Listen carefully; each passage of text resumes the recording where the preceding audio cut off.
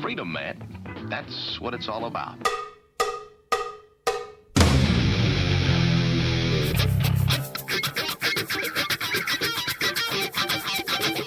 You've got to groove on freedom, like the good book says.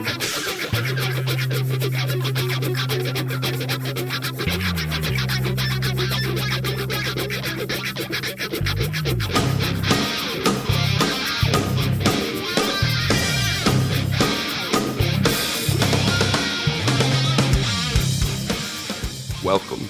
You are listening to What on Earth is Happening.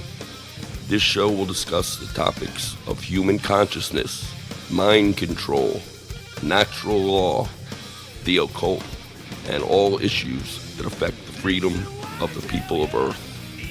What on Earth is Happening will endeavor to shine light upon the darkness of our world and to offer empowering solutions to the problems we face as humanity approaches its critical moment of choice.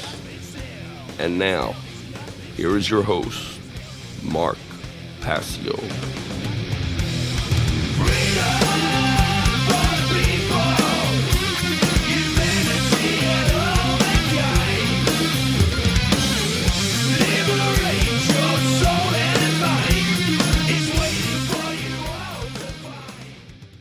Welcome one and all. You're listening to What on Earth is Happening. I'm your host, Mark Passio. My website, whatonearthishappening.com.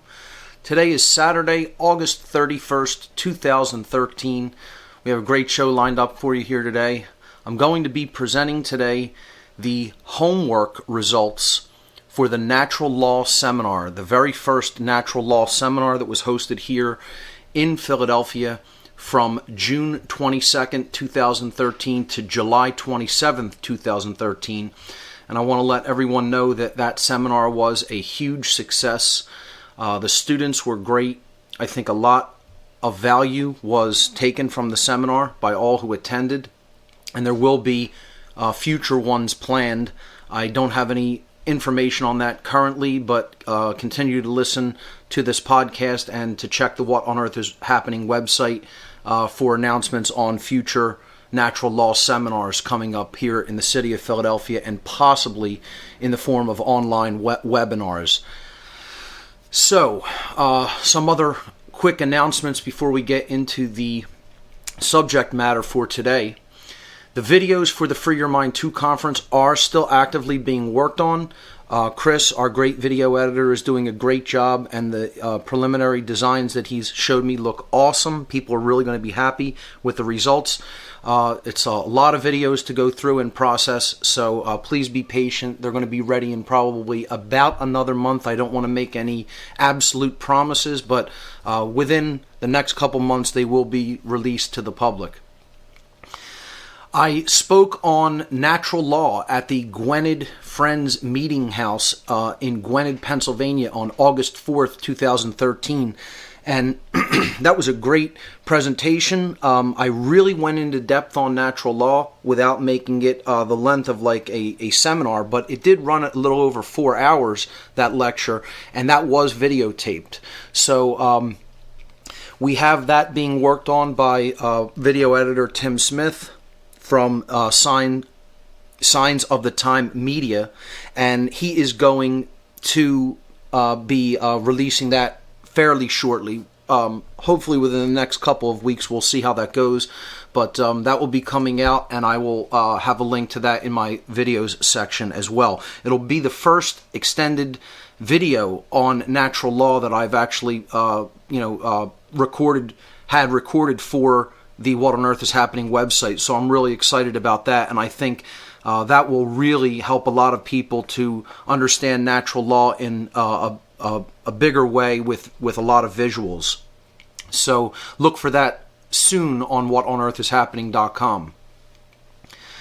And thanks also to Gary for hooking up that lecture at the Gwynedd Friends Meeting House. Really appreciated. Also, thanks to Patrick Mangan for editing out the commercials on the What on Earth is Happening podcasts from Oracle Broadcasting. And all the shows on Oracle that I did that are still on my podcast section are now commercial free. The commercials have actually been removed from those. The audio editing work was done by Patrick Mangan, so thanks so much for doing that work. Really appreciate it. I did a bunch of interviews in the time that I have not been podcasting, because I took off the entire 2 months basically in June and July. Oh, not the entire 2 months, but the second half of June and all of July, because I was working on the Natural Law Seminar course material, and I wanted to dedicate 100% of my time to that endeavor. So there have been no podcasts since earlier on in June, when I did the podcast, the extended podcast on the presentation that I gave at the Free Your Mind 2 conference, New Age Bullshit and the Suppression of the Sacred Masculine. That video is now really kind of going, I don't want to say viral, but it's making the rounds in the alternative news community and the truth community as we speak, and I think a lot of people are gaining a lot of value from that podcast as well. Thanks so much to the gentleman who made that into a video slide presentation and posted it on YouTube. So the interviews that I've done since I haven't been podcasting over the last couple months are all on my news section of my website, and you could check those out. I was interviewed on Crystal Kids Radio with Natalie Marie on June 22nd. I was interviewed on Gnostic Warrior Radio on July 30th. I was back on Occult Science Radio with Curtis Davis on August 7th. I was interviewed by Richard Grove on his video podcast series History So It Doesn't Repeat on August 18th. And I was interviewed recently on Birth of a New Earth with Janice Barcelo on August 22nd. So definitely check out all of that material in the What on Earth is Happening news section. I will be speaking at the Global Breakthrough Energy Movement Conference, the Breakthrough Energy Movement Conference in Boulder, Colorado on October 10th. The conference runs for 3 days, October 10th, 11th, and 12th, 2013, at the University of Colorado in Boulder. So thanks to Jerome for hooking up my presentation at the Breakthrough Energy Movement Conference. Really excited to be part of this. It's going to be a huge event with tons of speakers. I mean, the speaker lineup is incredible. I'll just briefly go down the list of speakers here. Regina Meredith, Jason Verbelli, Garrett Modell, Catherine Austin Fitz, Moray King, Foster Gamble, Sterling Allen, Joel Garbon, Russell Anderson, Tom Vallone, David Niebauer,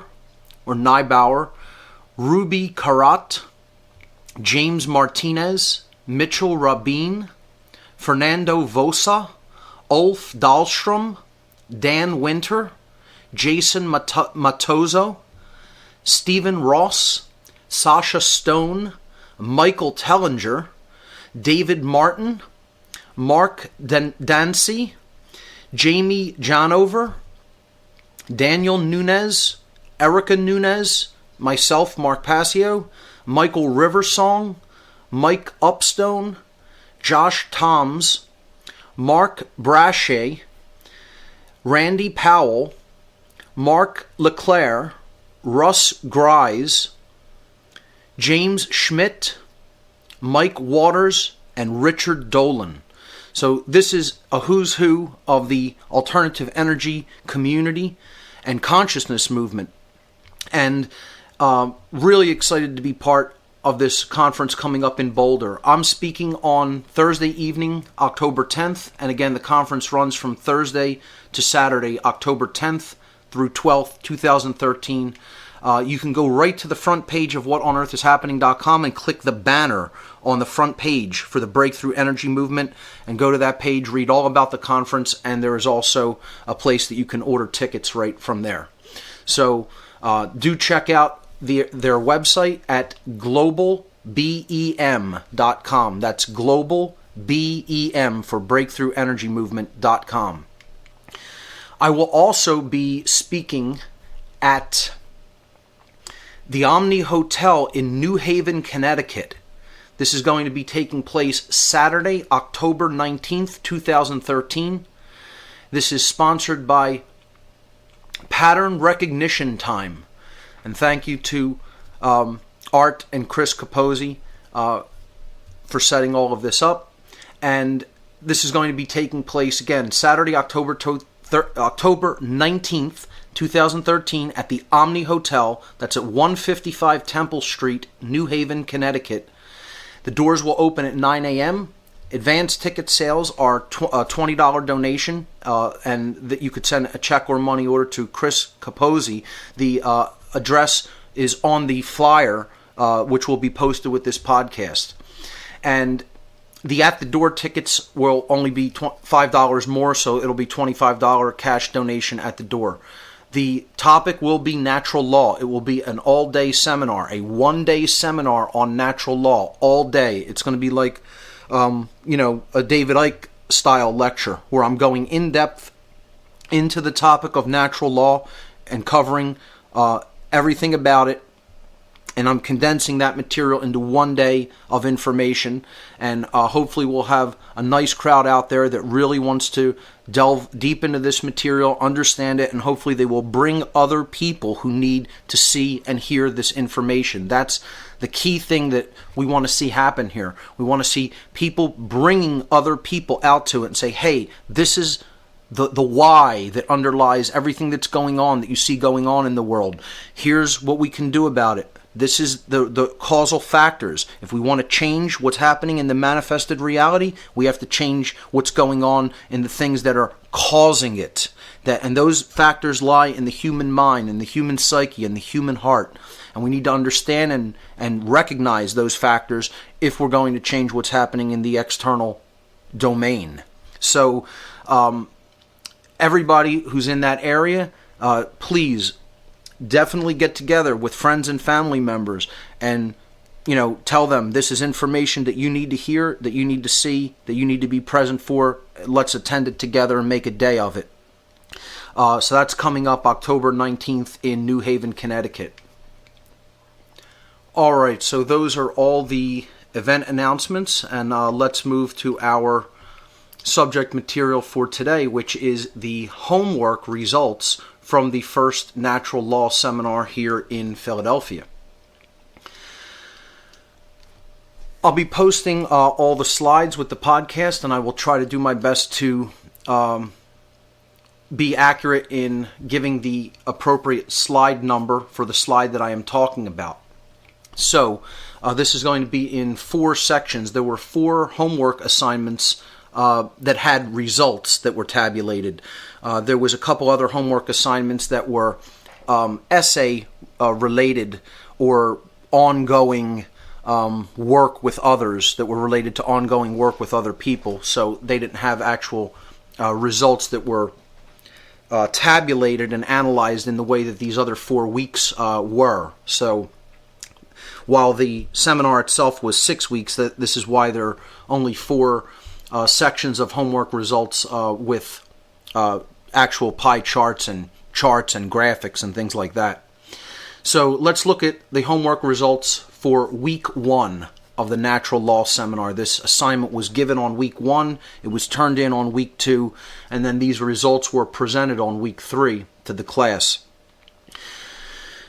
Slide number 1 is just the title slide for the homework results, and you could see that the background pattern was an alchemical, like woodcut or motif of the sacred temple, the esoteric temple that exists within humanity, which is the combination of the different aspects of human consciousness, namely the sacred masculine and the sacred feminine components of consciousness, symbolized by the 2 pillars.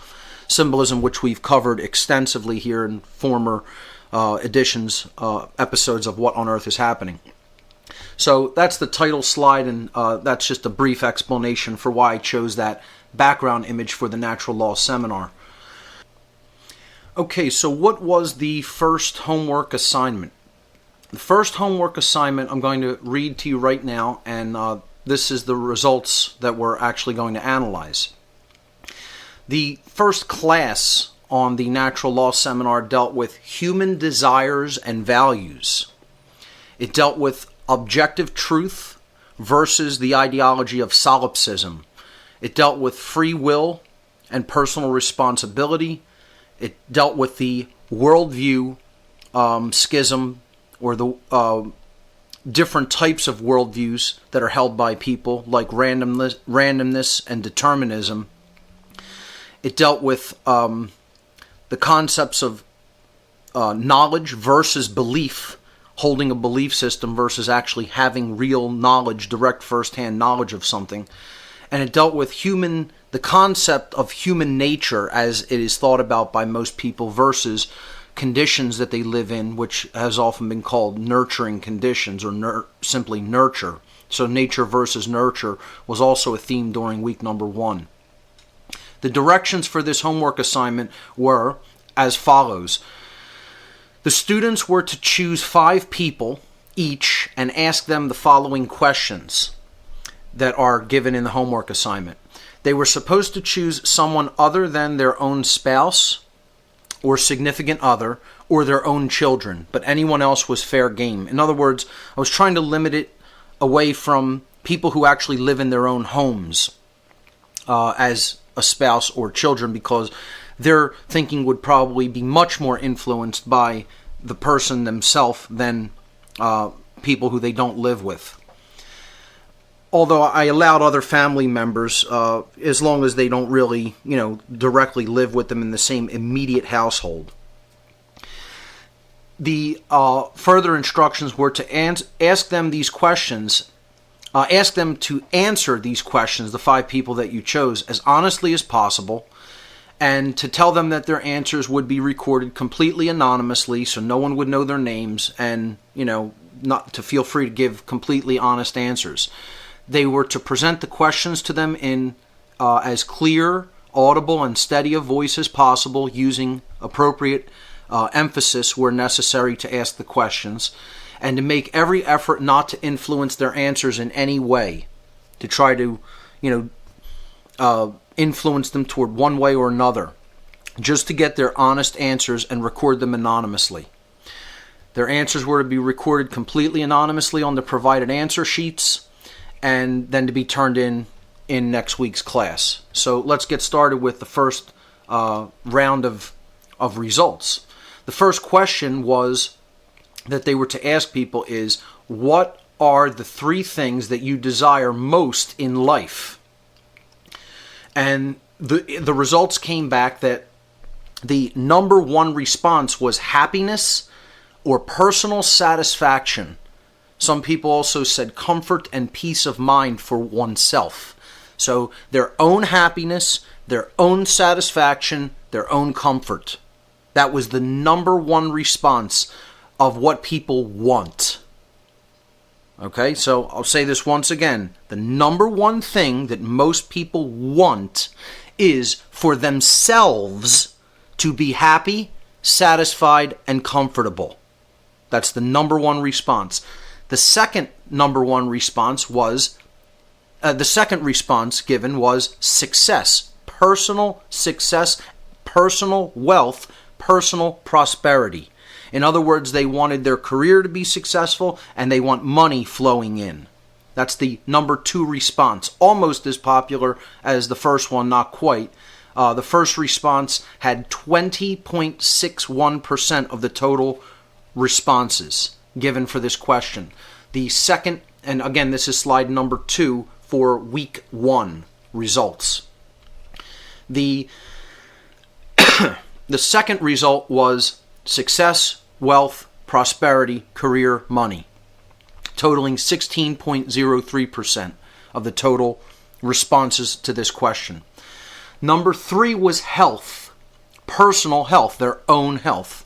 Okay, so in the top 3, for the responses to the question, what are the 3 things you desire most in life? My own happiness and satisfaction, my own success and prosperity was second, and my own health was third. The health comprised 13.74% of the total responses to this question. Fourth was love and personal relationships in my life. So, for the individual, the relationships with other people taking place in their life, that's what they want. Okay, so that was 12.21% of the total responses. We only get to a dynamic that doesn't really involve the individual, the self, in the number 5 most popular result, which was peace. Meaning, I guess, peace in the community, in the society, in the world. Okay? So that was 6.1%, but you could see how low the percentage already is in who responded with something that was outside of themselves, not directly related to their own particular situation or life. The next response number 6, was my family's success or my family's health, comprising 5.34%. The 7th result was that they wanted a family. They wanted to start a family or have children. That was 4.58%.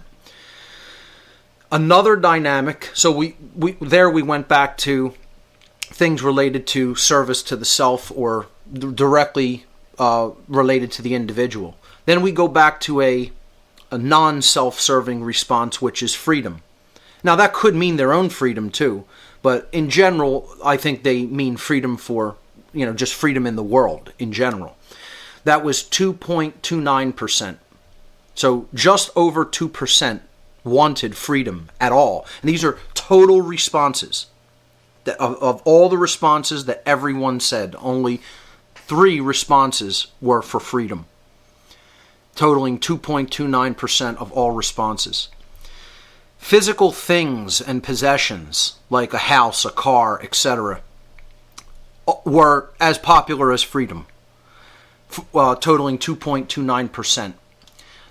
Moving to slide number 3 in this section, it's a continuation with the lower results that only had a couple of responses. Food, power, safety or security, service to others, and sex all had 2 responses each, totaling 1.53% each for those particular responses. Then we had varied responses. Each had 1 response each and totaling 0.76%, 0.76% each. Children with morals, that was an interesting response. Connection to nature, education, equality, ethical living, friendship, honesty, kindness, longevity, loyalty, service to God, and spreading happiness to others were all had 1 response each, again totaling 0.76% each. So, moving on to slide number 4, this is a pie chart breaking down the responses that either contained the dynamic of service to self versus the dynamic of service to others. So was the response either service to self or service to others related? And when you total all of those results and make a chart or a pie chart graphic like this, you see that 84% of the total responses to this first question, what do you desire most in your life? What do you want in life? 84% of people give a response related to a selfish motive, service to self. They only want something that is related to something directly in their life, directly affecting them in their personal situation. 84%. Only 16% of responses dealt with service to others in any way, as in peace, freedom, equality, justice, etc. Anything like that only comprised about 16% of responses.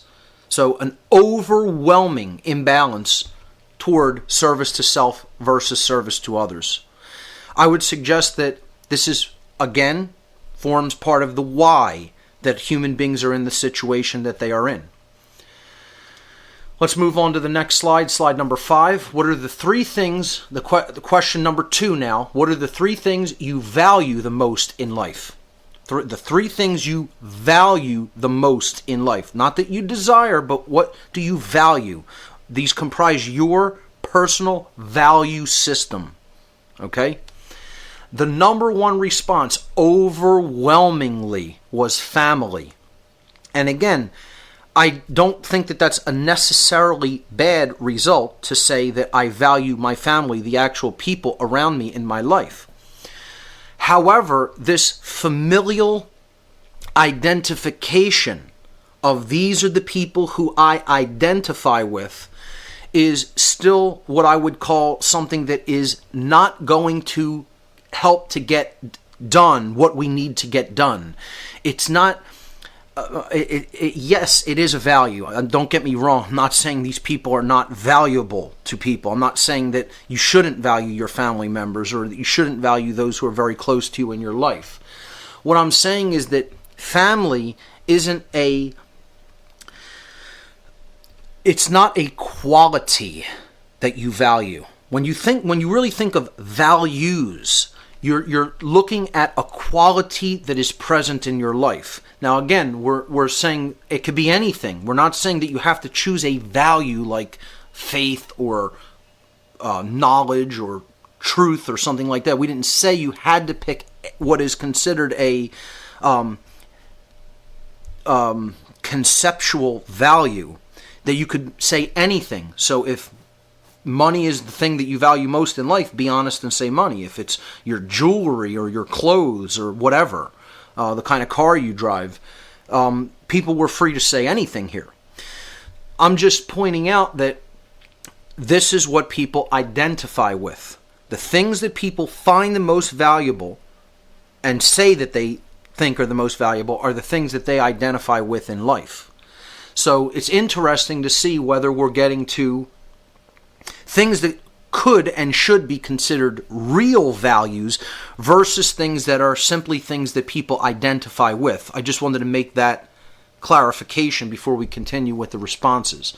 Number one response, family, with over 25% of the total responses. A full quarter of the people who of the responses to this question were family. 25.2%. Health was the next thing, and meaning their own personal health. 11.81%. Their own family, their own friends or friendship in general was 7.87% of the total responses. Their own personal relationships with others or love. In other words, I would say that this is probably related to romantic love interest in their life. 5.51%. We still haven't really hit what I would consider a real value. Yet. Okay? Success, wealth, prosperity, career, money. Again, their own personal success, their own personal prosperity, money in general, was fifth with 4.72%. Their own happiness, satisfaction, and comfort, 3.94%. That was next. I would say we start to hit real values at this point in the chart, which is it's very interesting. The things that people desire most in life, I would say we started hitting real values. Well, peace we hit at about 6%, and then others came in at about 2%. We see the same dynamic in general here with education, faith, freedom, knowledge, all comprising 2.36%. Then we have life itself, 2.36%. Resilience, an interesting response.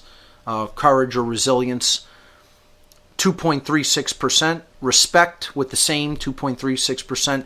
Truth coming down at the same level, about a little over 2%.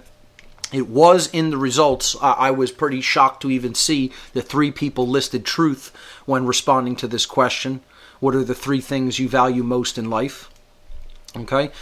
And beauty was next. Beauty, courage, justice, security, spirituality, or religion, all came in at about 1.57%.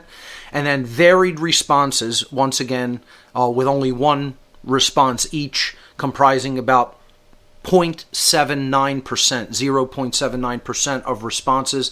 Rounding out the list were compassion, cultural identity, discernment, equality, food, generosity, goodness, home, humility, individualism, kindness, laughter, loyalty, nature, peace, reliability, service to others, and work ethic. When I made a pie chart with all of these responses, what I was looking for is to try to find out, again, relating this to the natural law seminar and helping the people to understand these results and how the mindset that people have is not conducive to generating freedom. It's not conducive to becoming a truly free people that are not enslaved. I looked at all of the responses that have something to do with, directly have to do with, truly generating a world of freedom. Holding these values in place for within oneself have to do with making a world that is operating under natural law in a harmonious way, in other words, okay? And those dynamics or values are as follows. They are truth, knowledge, freedom, courage, justice, wisdom, etc. Okay? We're talking about actual, real value systems. Okay? Things that, again, if people hold them to be truly valuable in their minds and in their hearts, and then acted upon those values, the world would be free and the people of the earth would be free. When you put all of those together, and this is slide number 7 in section 1 in homework result 1, you see that only about 10%, approximately 10% of responses had to do with values that are capable of generating a world of freedom. And again, those values were truth, knowledge, freedom, courage, and justice. Not one person on the whole thing actually used the word wisdom to describe something that they that they valued. The wisdom was not on the chart. Okay? Again, very telling that people don't value wisdom or philosophy, philos. The love of wisdom, philosophy, sophos, wisdom in Greek, and philos, sophos. Philos meaning love, sophos meaning wisdom. They don't value philosophy. They don't value wisdom. It wasn't one of the responses. I was even shocked to see that truth made it onto the chart with a few responses, totaling 2% of the total of what people value most in life. And with responses like that, with truth coming in that low, we can't possibly be free. It's not possible. Knowledge, 2.3%. We're going to see so much cognitive dissonance and mental schism in later results. Let's move on to the next slide. The third question. Do you think that the following set of statements considered as a whole is true or false? And here's what we asked. Do you think this is true? In general, this statement considered as a whole, these statements, or is it false? Truth is singular. There is no such thing as my truth, his truth, or her truth. There is only the truth. There is only one way that things actually are, which exists separately and independently from human perception. So in other words, all human beings can do is align their perception to that truth, to what is. Is there a way that things are, that which is? And it's human beings' job to align their perception to that which is, such that they can understand it in a clear way, recognize it and understand it. So what we're really asking here is truth objective or is it based upon perception, meaning is it subjective? So we're talking about here general objective knowledge versus subjective opinion. Which thing is true? Is everything just a matter of opinion and there is actually no truth? Or, and it's all based on perception, which is called solipsism. Okay, we're really trying to find out here how many people are solipsistic, whether they're outright solipsists or not. How many people believe that truth can be known? All right, or that it even exists at all objectively, that it exists objectively. Okay, so the people that said, yes, truth is singular and it exists objectively, independently from human perception, was 42.55% of the responses. More people think that truth is based on human perception, that it does not exist independently. 57.45%. Once again, a very telling figures here. Very telling figures. Moving to slide 9, I made a pie chart on this. This is what we were really asking. The question up here is worded in the way that what we're really asking. Okay? We were asking them, is truth singular, meaning that it is objective, or is it different for everyone based upon human perception, meaning that it is subjective? And look at the breakdown.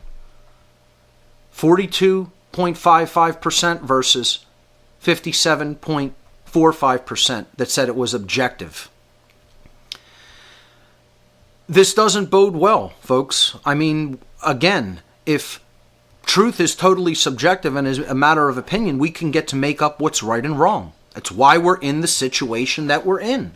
People don't think that there's actually a way that things are, and it's their obligation to discover the way things actually are by aligning their perception to truth, which is objective. Perception, yes, it is subjective. But what is objective. And it's our work to align our perception to the objective truth. Most people don't see it that way, which is why we're in the prison that we're in. When you have closer to 60%, 6 out of 10 thinking truth is something we get to make up, versus about 4 out of 10 who say no, truth is something we have to observe and align our perceptions to so that we can understand it. The people that actually believe truth is objective are in the minority. And that's why we're in a prison as a species. One of the many reasons. The next slide, slide number 10. Question number 4. Choose the set of statements from the following set of statements which most closely resembles your own thinking. Now again, you don't have to agree with every single thing written in these two sets of statements. So yet, is this a dialectic? Yes, it is. Deliberately constructed to be a dialectic. To see in general where people's mindset is at. So between these two responses, what we're asking them to pick is which response most closely, that's why it's bolded, underlined, and italicized, most closely resembles the way you think. That's the question. Here's the two set of statements. A, the truth about events, circumstances, situations, or happenings in the world can be known. Reality is not based upon perceptions or opinions. Reality is, quote, the way things actually are, unquote. Reality is based upon truth, which is objective and knowable. That truth is knowable. Again, this deals with, is the person solipsistic or are they not solipsistic? Okay? That's set of statements A. Set of statements B. The truth about events, circumstances, situations, or happenings in the world cannot really be known. Perception is reality. Reality, like perception, is relative. There is really no such thing as, quote, definitive truth, unquote, or, quote, the way things actually are, unquote. There is no such thing as that. Reality is subjective and therefore ultimately unknowable. Truth cannot really be known. Okay? Now, the results, the people who believe that truth is knowable comprised almost 60%. 59.57% said A, truth is essentially objective and knowable. B, that truth is really unknowable, cannot really be known, comprised 40%, 40.43% of the responses. Breaking this down onto a pie chart in slide number 11, the question really boiled down to, can truth be known or is it unknowable? It was about a 60-40 split, with 60% saying truth is knowable, but really let this sink in, folks. 4 out of 10 human beings, and again, you could say, oh, this isn't representative of the total mass of humanity. You only had a small cross-section asked. Yes, that's true. However, my extrapolation here, or best guesstimate, if you will, would be if you did ask these questions to an extended audience that it was global, you would probably come up with similar results to these results, because the results are fairly randomized, and they didn't focus on any kind of a particular target audience. However, I would say that the results are probably very slightly skewed toward the positive, because you have to remember the people that are actually asking these questions are very conscious individuals that want to learn more about natural law and attend a seminar like this. So they themselves are ready individuals. They're open to receiving truth, and they are thinking about these things, and they're conscious. They're awake or awakening.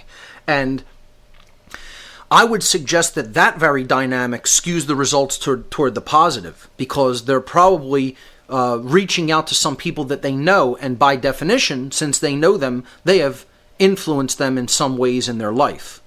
So I wouldn't say that this constitutes a totally random series of responses, because again, we're dealing with largely conscious individuals that are asking the questions, okay, and collecting the data.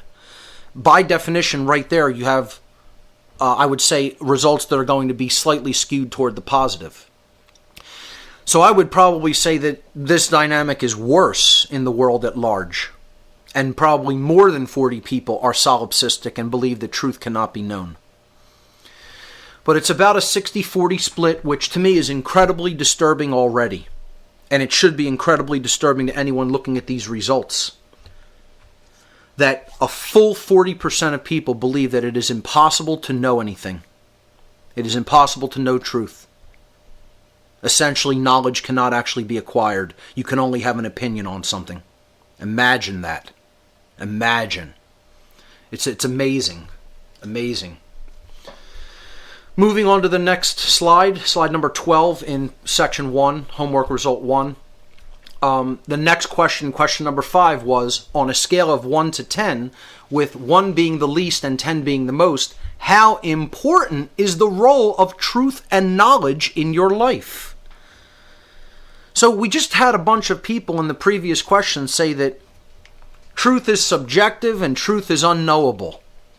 And now we're asking them, well, how important do you think truth is? And I think where most people are interpreting this is, how important do you think being told the truth to you, or being versus being lied to you is?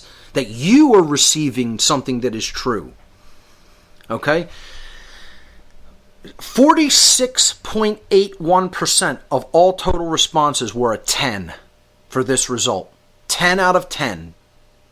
The next most popular response was 8, totaling 25.53. The next was 9, totaling 19.15. Then 7 with 4.26, and 6 with 4.26. No one responded 5 or below. The average, if you average all of these out, was 9 out of 10. That's how important truth and knowledge are to people. And personally, I, in general, think that this is a bunch of BS and call bullshit on it, okay? Because the previous two responses show the mental schism. You had 60% of people saying truth was relative and 40% saying it was unknowable. And now you have a, overwhelming percentage saying that it's actually important to them in their life. I don't believe that for an instant. I don't believe they care about truth at all. First of all, in the responses about what they valued in life, truth only rated 2% of total responses. So how could anybody say that it's truly valuable to them after this was their response in the previous questions? And again, that's why we asked the question later on. You can see how the questioning is constructed to get more honest answers. Okay? So 9 out of 10 people say it's very important to them in their life. The pie chart for this is on... 9 out of 10 was the average response about how important it was to them in their life, which, again, I don't really believe. The pie chart for that was on slide number 13 for this section. How important is the role of truth and knowledge in your life? And there's the breakdown of responses. Let's move to the next question, slide number 14. Question number 6. Choose the set of statements which most closely resembles your own thinking. A. Human beings have free will. Human beings have the ability to choose which actions they will or will not take. Human behavior is not predetermined. Human behavior is ultimately based upon free will choice, which is each individual's personal responsibility. That's set of statements A. Set of statements B. Human beings do not have free will.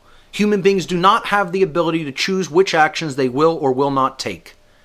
Human behavior is predetermined. The behavior of human beings is ultimately bound by conditions and factors which are beyond their control, so therefore each individual cannot truly be held personally responsible for everything they do. So does free will exist and are people responsible for their own behavior, or does free will not exist and people are just like programmed and it's all predetermined and they're not responsible for what they do? The responses: 87.23% of people said A, human beings have free will and are responsible for their behavior ultimately. 12.77% said no, we are pre-programmed, every behavior is predetermined and we're not responsible for what we do. The breakdown of this in a pie chart is given on slide number 15. Do human beings have free will? Over 87% saying yes and just under 13% saying no. And I think that's an encouraging response. I do think people are being honest that they do think people have free will.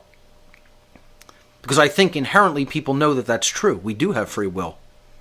We do have the ability to choose which actions we will or will not take in the end, ultimately. Everything else is a cop-out by people who just don't want the moral responsibility to choose right action over wrong action. They want to try to abdicate that responsibility in their life. Next slide, slide number 16. Question number 7. Again, choose the set of statements which most closely resembles your own thinking. Everything in life is chaotic and it's happening at random. Life in general was a cosmic accident and there does not seem to be any grand purpose or meaningful reason for human existence. Or any existence really for that matter. There's no purpose for anything. B. Everything in life is preordained. God is making everything happen, and God knows exactly how it is all going to play out. Free will is an illusion, because God is in total control of everything at all times and places. C. Both randomness and structure exist in the universe simultaneously. The Creator does not control every event within the creation.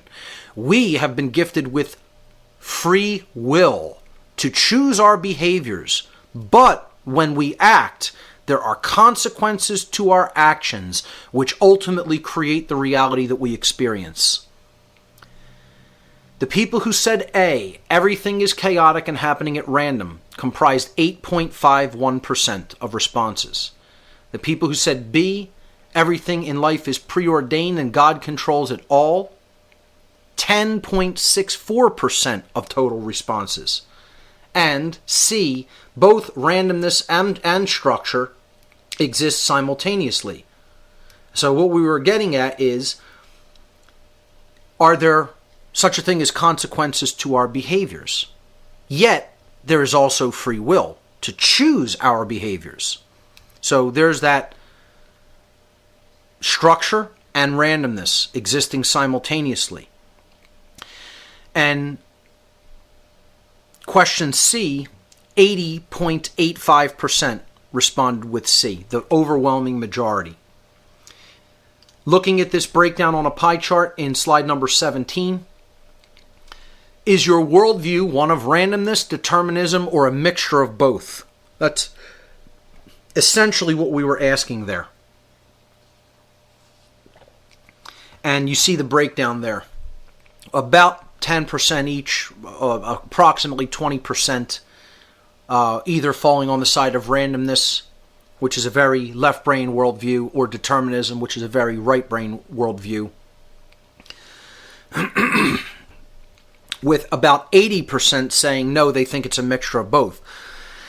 And I think that this question is skewed by the way I worded it, okay? If we just gave them a chance between randomness and determinism, they probably would have picked one or the other and not said it's something else. If I didn't really elaborate on what that third position could be. But having done that, 8 out of 10 people chose that third position, which I think is good because I think they inherently know that that's true and it resonates with them, and that's why they answered that in the moment. Because I do think people do think we do have free will, and I do think somewhere down the line, inherently, somewhere inside of them, they instinctively know that there's such a thing as natural law operating, and that there are consequences to our behavior even if they don't occur in the physical domain brought about by other human beings. There are still consequences. So I look at this one as a pretty positive result, albeit skewed by the way I asked the question. Next slide, number 18, question number 8. Choose the set of statements which most closely resembles your own thinking. Beliefs A. Beliefs and opinions are very important when it comes to determining what is true or false. Beliefs and opinions also matter a great deal when it comes to determining what is happening in our world. Things can only really affect me if I believe they are real. If I don't believe in something, it can't really affect me in any way or have any negative impact upon my life. My beliefs and opinions ultimately determine what I think is real or not. Set of statements B. When it comes to what is true or false, beliefs and opinions are pretty much meaningless. Truth can be recognized and discovered, and it exists independently of human perceptions, opinions, or beliefs. Whether or not something in the world can affect my life does not depend upon my belief in it. My beliefs and opinions do not determine what is actually happening or whether something is real or not.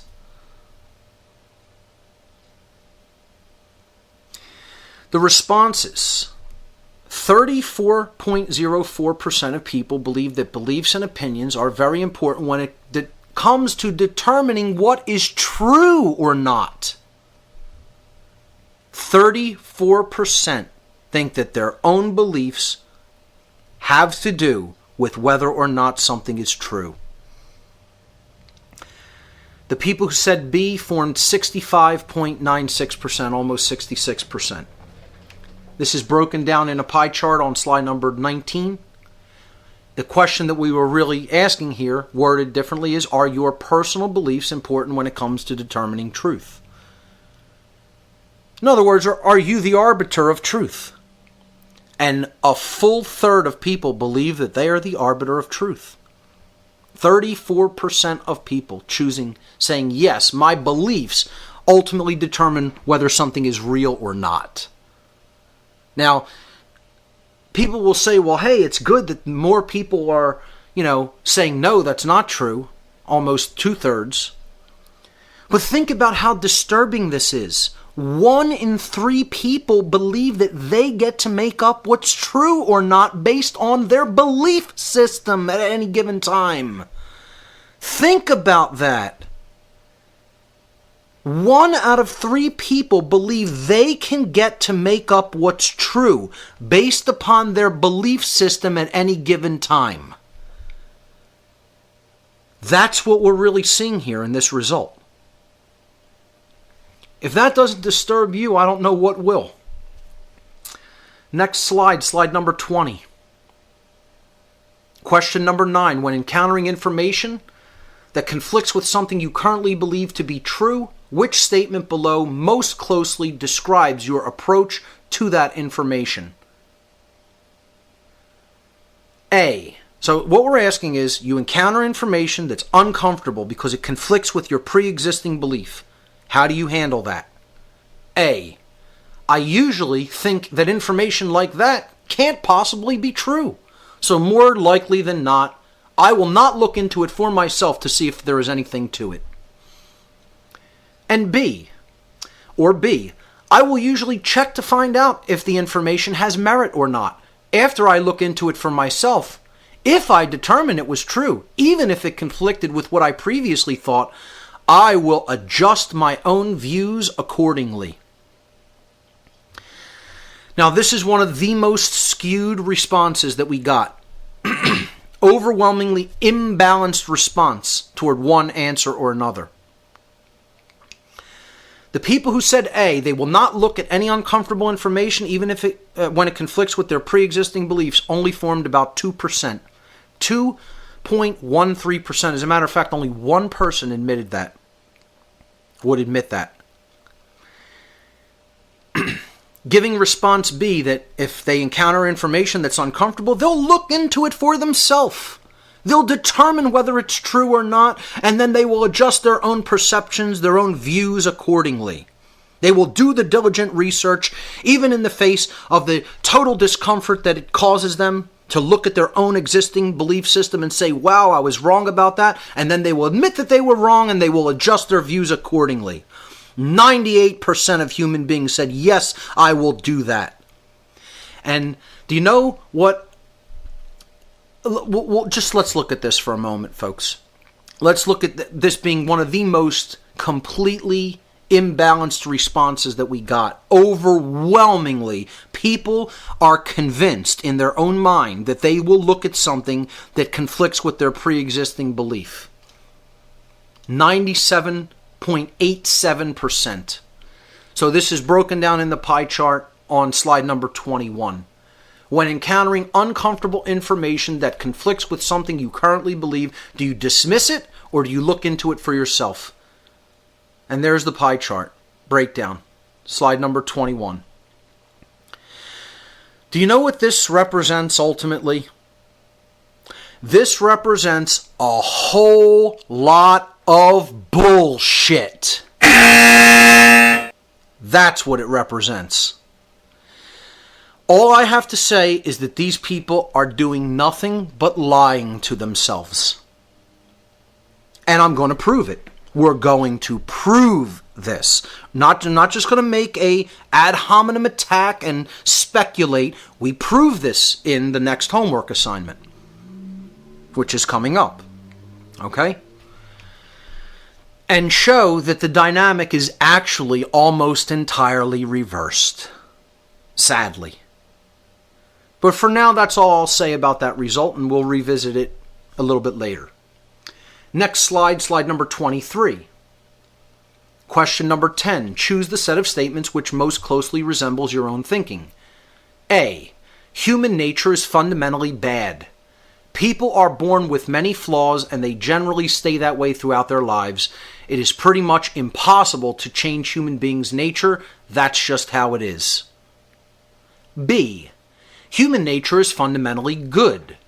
People come into the world in an unflawed condition. People can make mistakes in their lives, but deep down inside, human beings are just good people by their nature. C. Human nature is neither good nor bad.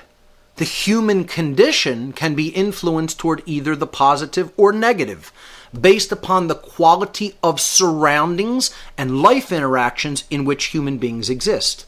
While an individual may influence positive change in their own condition if they work to improve themselves, conditions are still more fundamental to the ways most human beings behave than any inherent qualities or characteristics that they may possess. So, we ask people which one of those sets of statements they most closely think like. 4.25% said A, that human nature is fundamentally bad and can't be changed. 21.28% said human nature is fundamentally good. People are unflawed and they're just good by their nature. And 74.47%, almost 3 out of 4 people, said human nature is neither good nor bad. The human condition is influenced based on surroundings, life situations, etc. Knowledge or lack of knowledge, etc.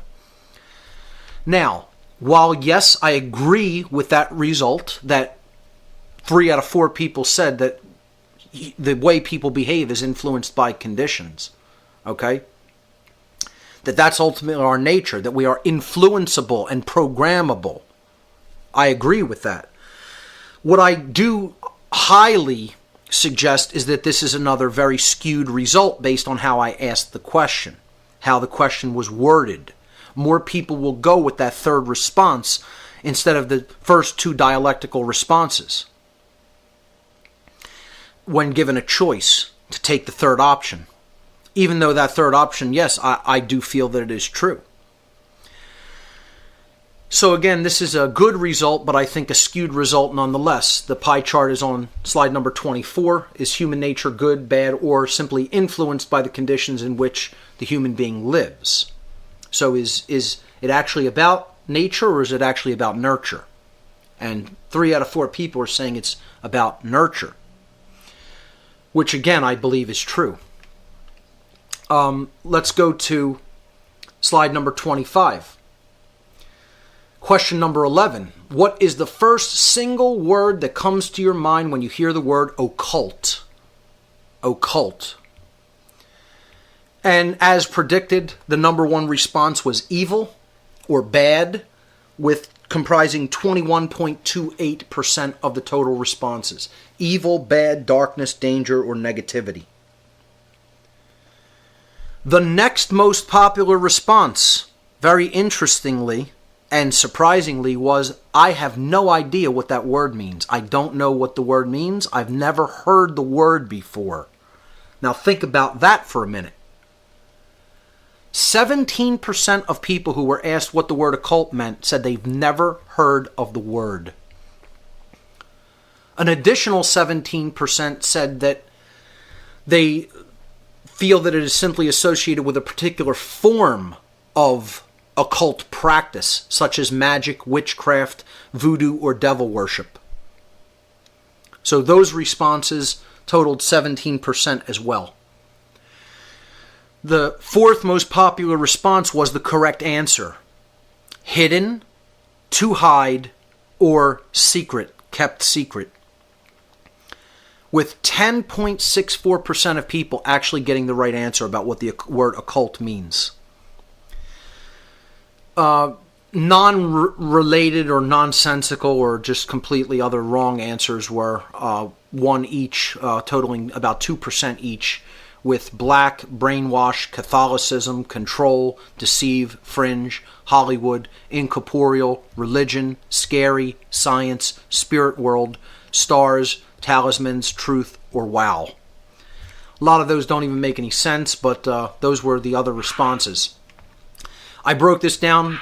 This is the last slide, slide number 26 in this section. We have 3 more assignments to go through, but in this section, the last slide is slide number 26.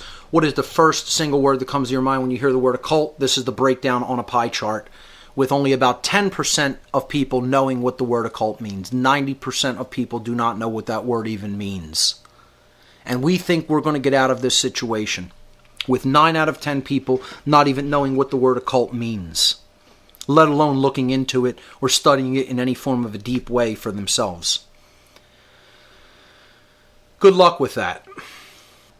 Okay, so let's move on to week number 2 of the homework results. This is we're moving to the next section of slides.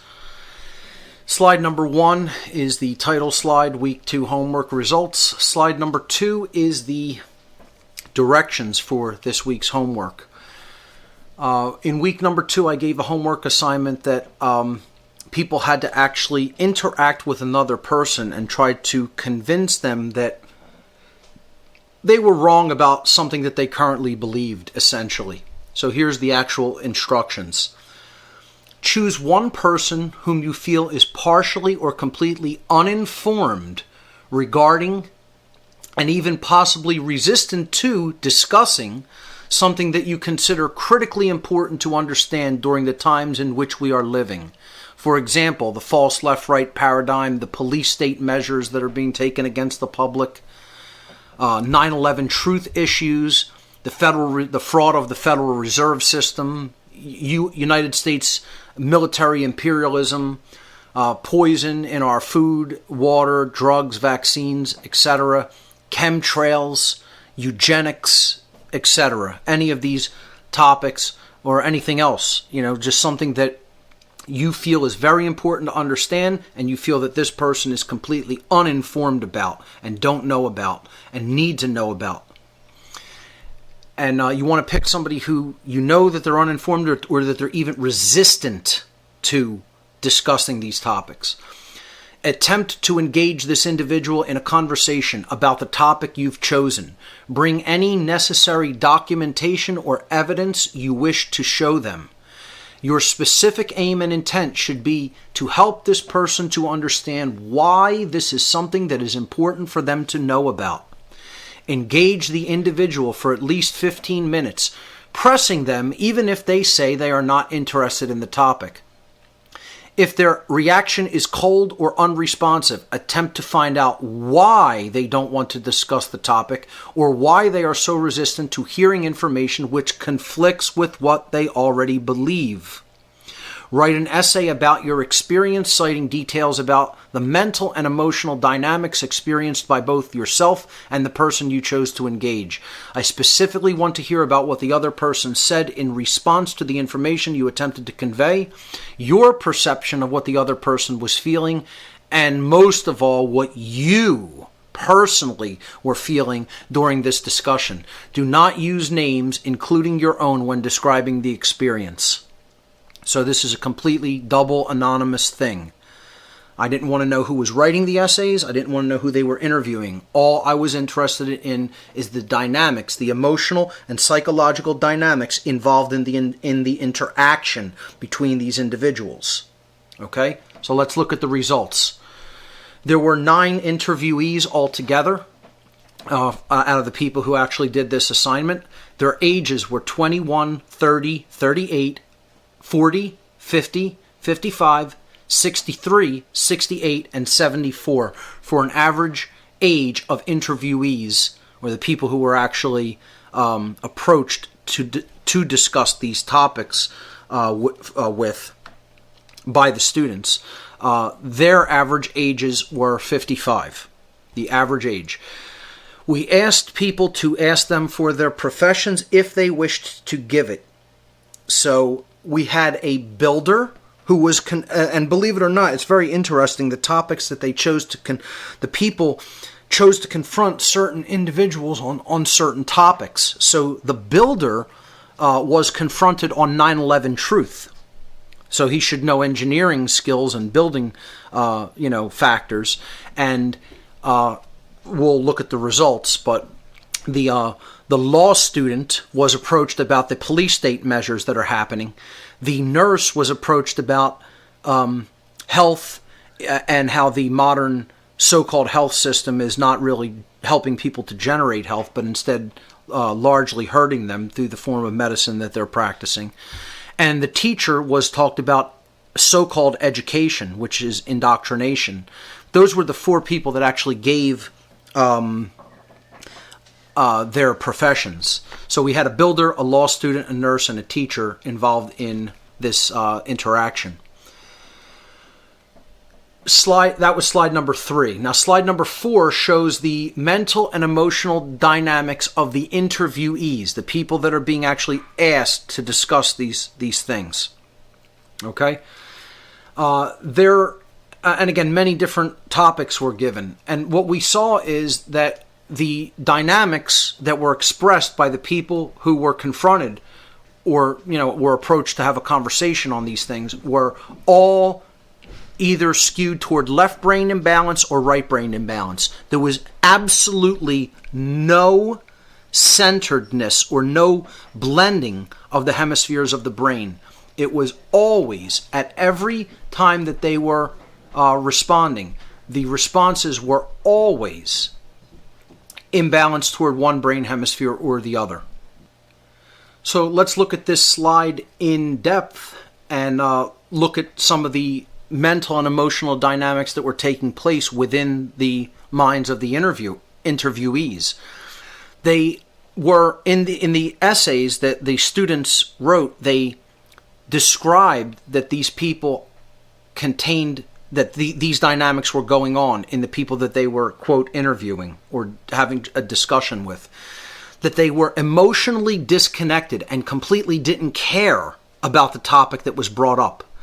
They just wanted to be doing something else. They didn't care. It wasn't something that they were concerned with, interested in it at all.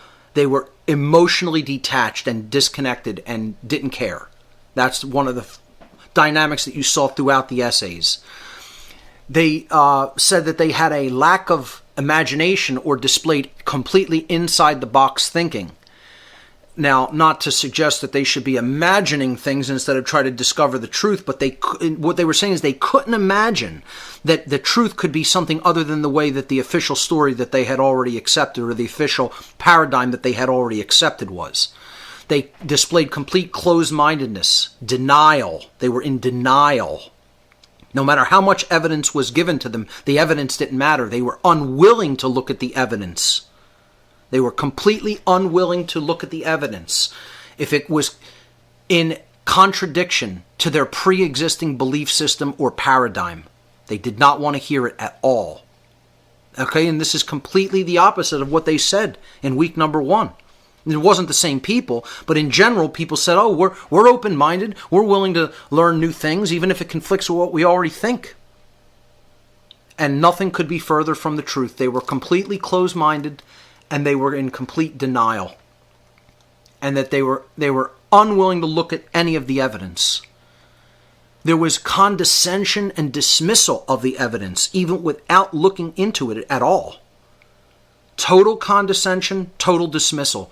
One of the quotes that was in one of the essays, someone said, if this were true, I'd already know about it. Imagine that. You think you already know everything you need to know. That was the attitude. I already know everything I need to know. If this were true, I'd already know about it. Imagine that. They displayed annoyance, anger, and even sometimes rage at what the people were trying to tell them. They kept repeating the same thing over and over, as if repeating the lie would make it more true. Repeating something over and over and over again. Well, this is what we were told. This is what we were told. It couldn't have happened this way, in an example like 9/11 truth, or this is what doctors say how things are. It can't have anything to do with what you're saying it has to do with in the healthcare industry. Repetition. Just keep saying the same thing over and over again, and that'll magically make it true. They displayed ad hominem attacks over and over again. They would not look at the evidence, at the material.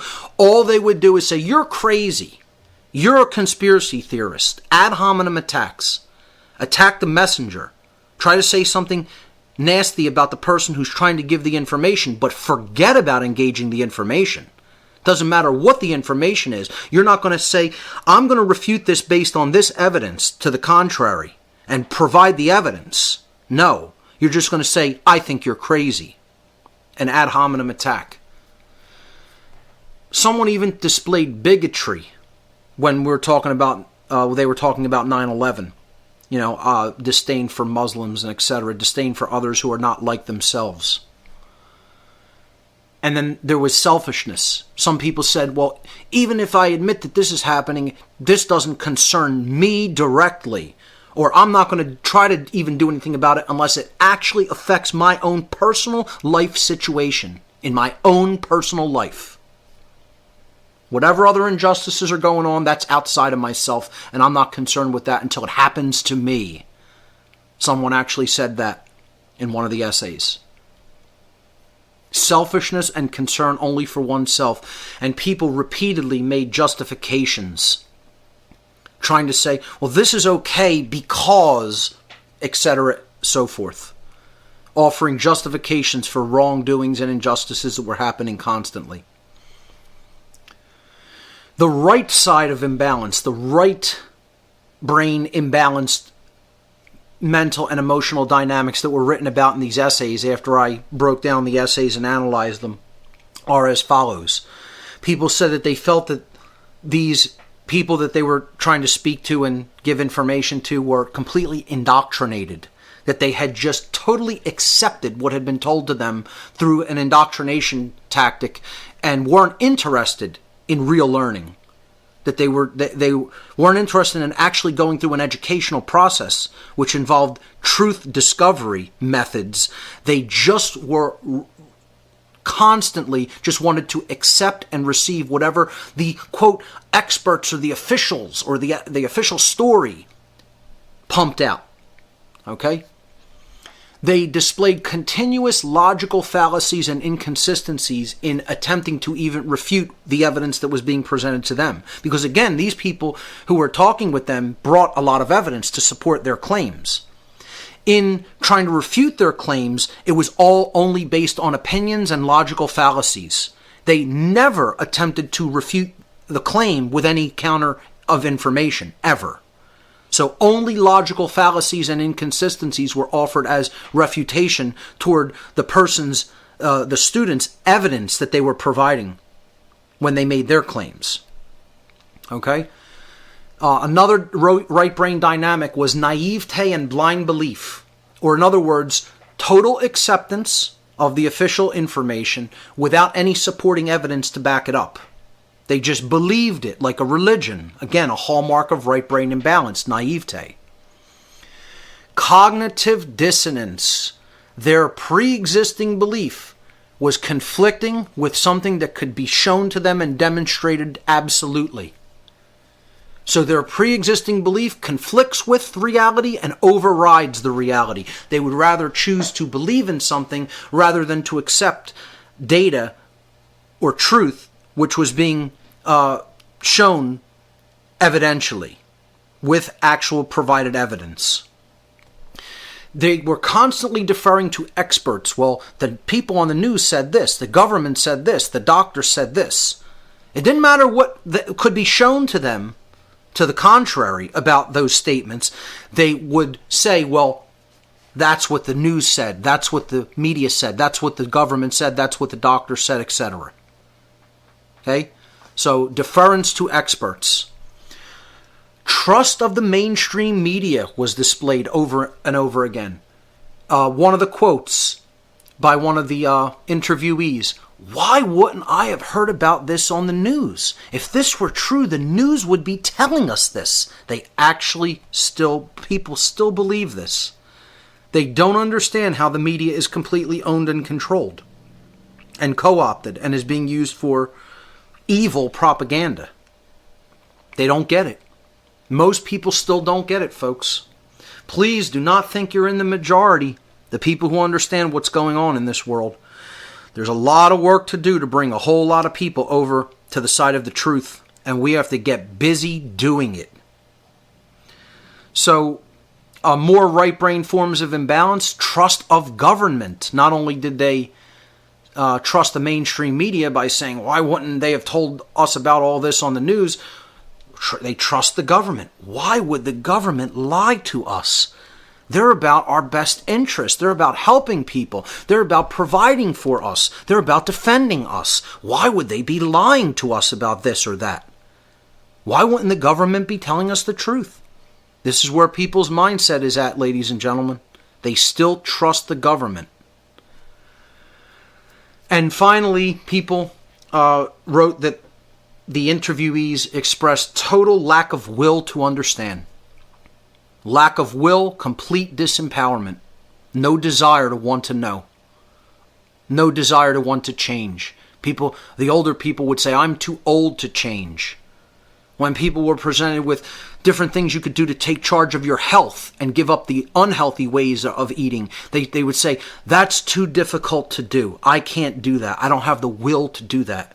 And then many people would say, well, even if this is true, what can I do about it? And we've all heard the same thing from people. What can I do? I'm powerless. I have no power to affect change.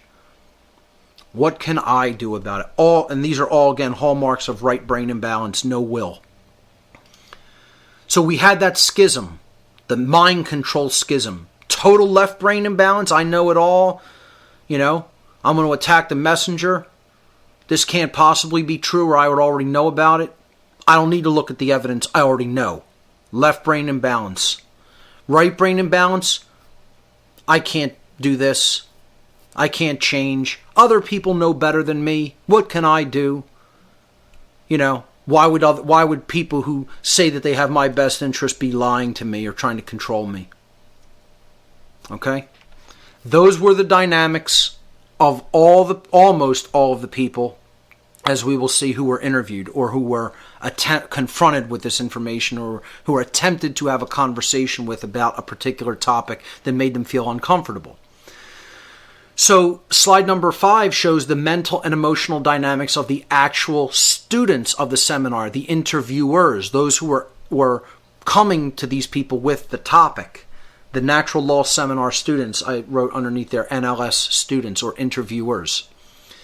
And this is what they felt in their own essays. According to their own words, they felt frustration, disappointment, dejection, disheartenment, anger, annoyance, futility, rejection, isolation, and sorrow. They felt like the guy in this image here, with all the people around him asleep, and he's sitting there awake but totally dejected with his head in his hands, unable to believe that all these other people are completely asleep all around him. And this is what the natural law seminar students, who were the interviewers in this process, felt like. These are the emotional dynamics that they wrote down about what they were feeling during this process. And I totally sympathize with this. I totally understand. I'm not putting this slide up there to continuously re-emphasize these feelings, only to make people aware this is what most people feel when they are attempting to do this work. And again, this is a small demonstration of what the great work really is. Attempting to influence people to take the truth in for themselves and go through a process of truth discovery in their own life. That's what the great work is. Okay? And this is how doing it makes one feel at first. And often continuously. I'm not even saying that completely goes away. You have to fight through it. You have to will yourself through this, through all of these feelings, to continuously do that work. And that's not easy. It's not easy to do. You have to master yourself. You have to be able to take the reins over your emotions so that you will keep doing the great work of putting the truth out into the world so it cannot be ignored. Most people will do this work for 5 minutes and give up. I try to tell people push at least for 15 minutes. To the point where I said back off if they, get so aggravated that you think it's going to come to any kind of blows or violence. That's not what we were looking for. We're not looking to have somebody end up in the hospital. We're looking to try to explain to people, this is something you need to know about. And I'm concerned that you don't know about it. And I'm going to try to help you to understand it. And you're not correct about your current position on it. And that's a problem because it affects other people, not just yourself. Okay? So if these dynamics are what people are feeling, the key thing to keep in mind here is You have to just be aware this is part of this work. This is why people don't want to do the great work. This is par for the course. It's not an unexpected result. I very much expected this exact result. Because I know how this goes. I've been doing it for a long time. And I'm still doing it, and I'm going to continue to do it. And nothing's going to set me off of that path because, again, while the ego-based small s self may feel some of these emotions from time to time when doing this work, I'm not serving the ego-based small s self, nor am I even serving the people that I'm taking this information to. I am serving the truth. That's all. It's the way things are. There's nothing emotional to get involved with regarding it. It's what is. The work has to be done almost in a state of emotional detachment. I'm not doing it because I truly care about the people who I'm bringing the information to. They could be complete strangers, and I might not really deeply care about them as far as their personal lives go, especially even about how deep in denial that they are and how much they hate truth when it's spoken to them. I'm not doing this because I care so much about them. I'm doing this because I care so much about the truth. That's what I serve. I don't serve human beings. I've made that very, very clear in the past and just reiterating it here. So these are feelings that you're going to encounter. They have to be worked through. They have to be willed through. I'm not saying don't feel them. Emotions are very important. Even these negative ones. It's showing you what your work is to do. That's what self-mastery is about. It's about conquering and moving through, even when you're feeling these negative emotions. They're there for a reason. They're showing you what your work is. You got to move through them and do the work anyway. That's what you're charged here to do. And if enough people take on that charge and do it, we'll see actual results. We will see results start to move in the positive direction in the world. The problem is not enough people are doing that work because they can't get past this stage. They don't want to experience those emotions. They don't want to experience those feelings. Again, courage is not the lack of fear of something. It's moving through it in spite of the fear of it.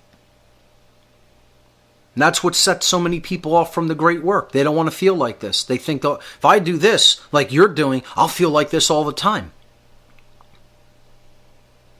And I'm not going to tell you I don't feel like this sometimes. Not all the time, but sometimes I fall back into these feelings. And guess what?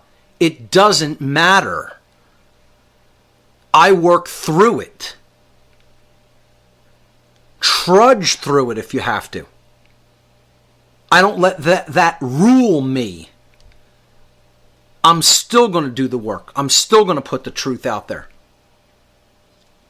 So that was the point of this entire exercise. And if we look at the results of the exercise, on the next slide, slide number 6 in this section, the overall mental and emotional dynamics were that 8 out of 9 of the interviewees were completely closed-minded. They were firmly rooted in their pre-existing belief systems to the point that they readily dismissed the information with minimal or zero willingness to look into the evidence. Readily dismissed the topics that were presented to them with minimal or zero willingness to look into the evidence or to even try something different than what they were already doing. They wouldn't look at the evidence. They wouldn't open their minds to a possibility of doing something a different way at all. Completely closed-minded. And the slide here I put seems contradictory because it's a wide open head, but you know the whole idea here is that closed-mindedness leads to empty-headedness. These people don't really know how to think. They don't know how to determine truth. To determine truth from falsehood. They just readily accept anything that's told to them by the so-called authority figures. That's why they're in the trance that they're in. There's nobody home. And not only is there nobody home, they think they know.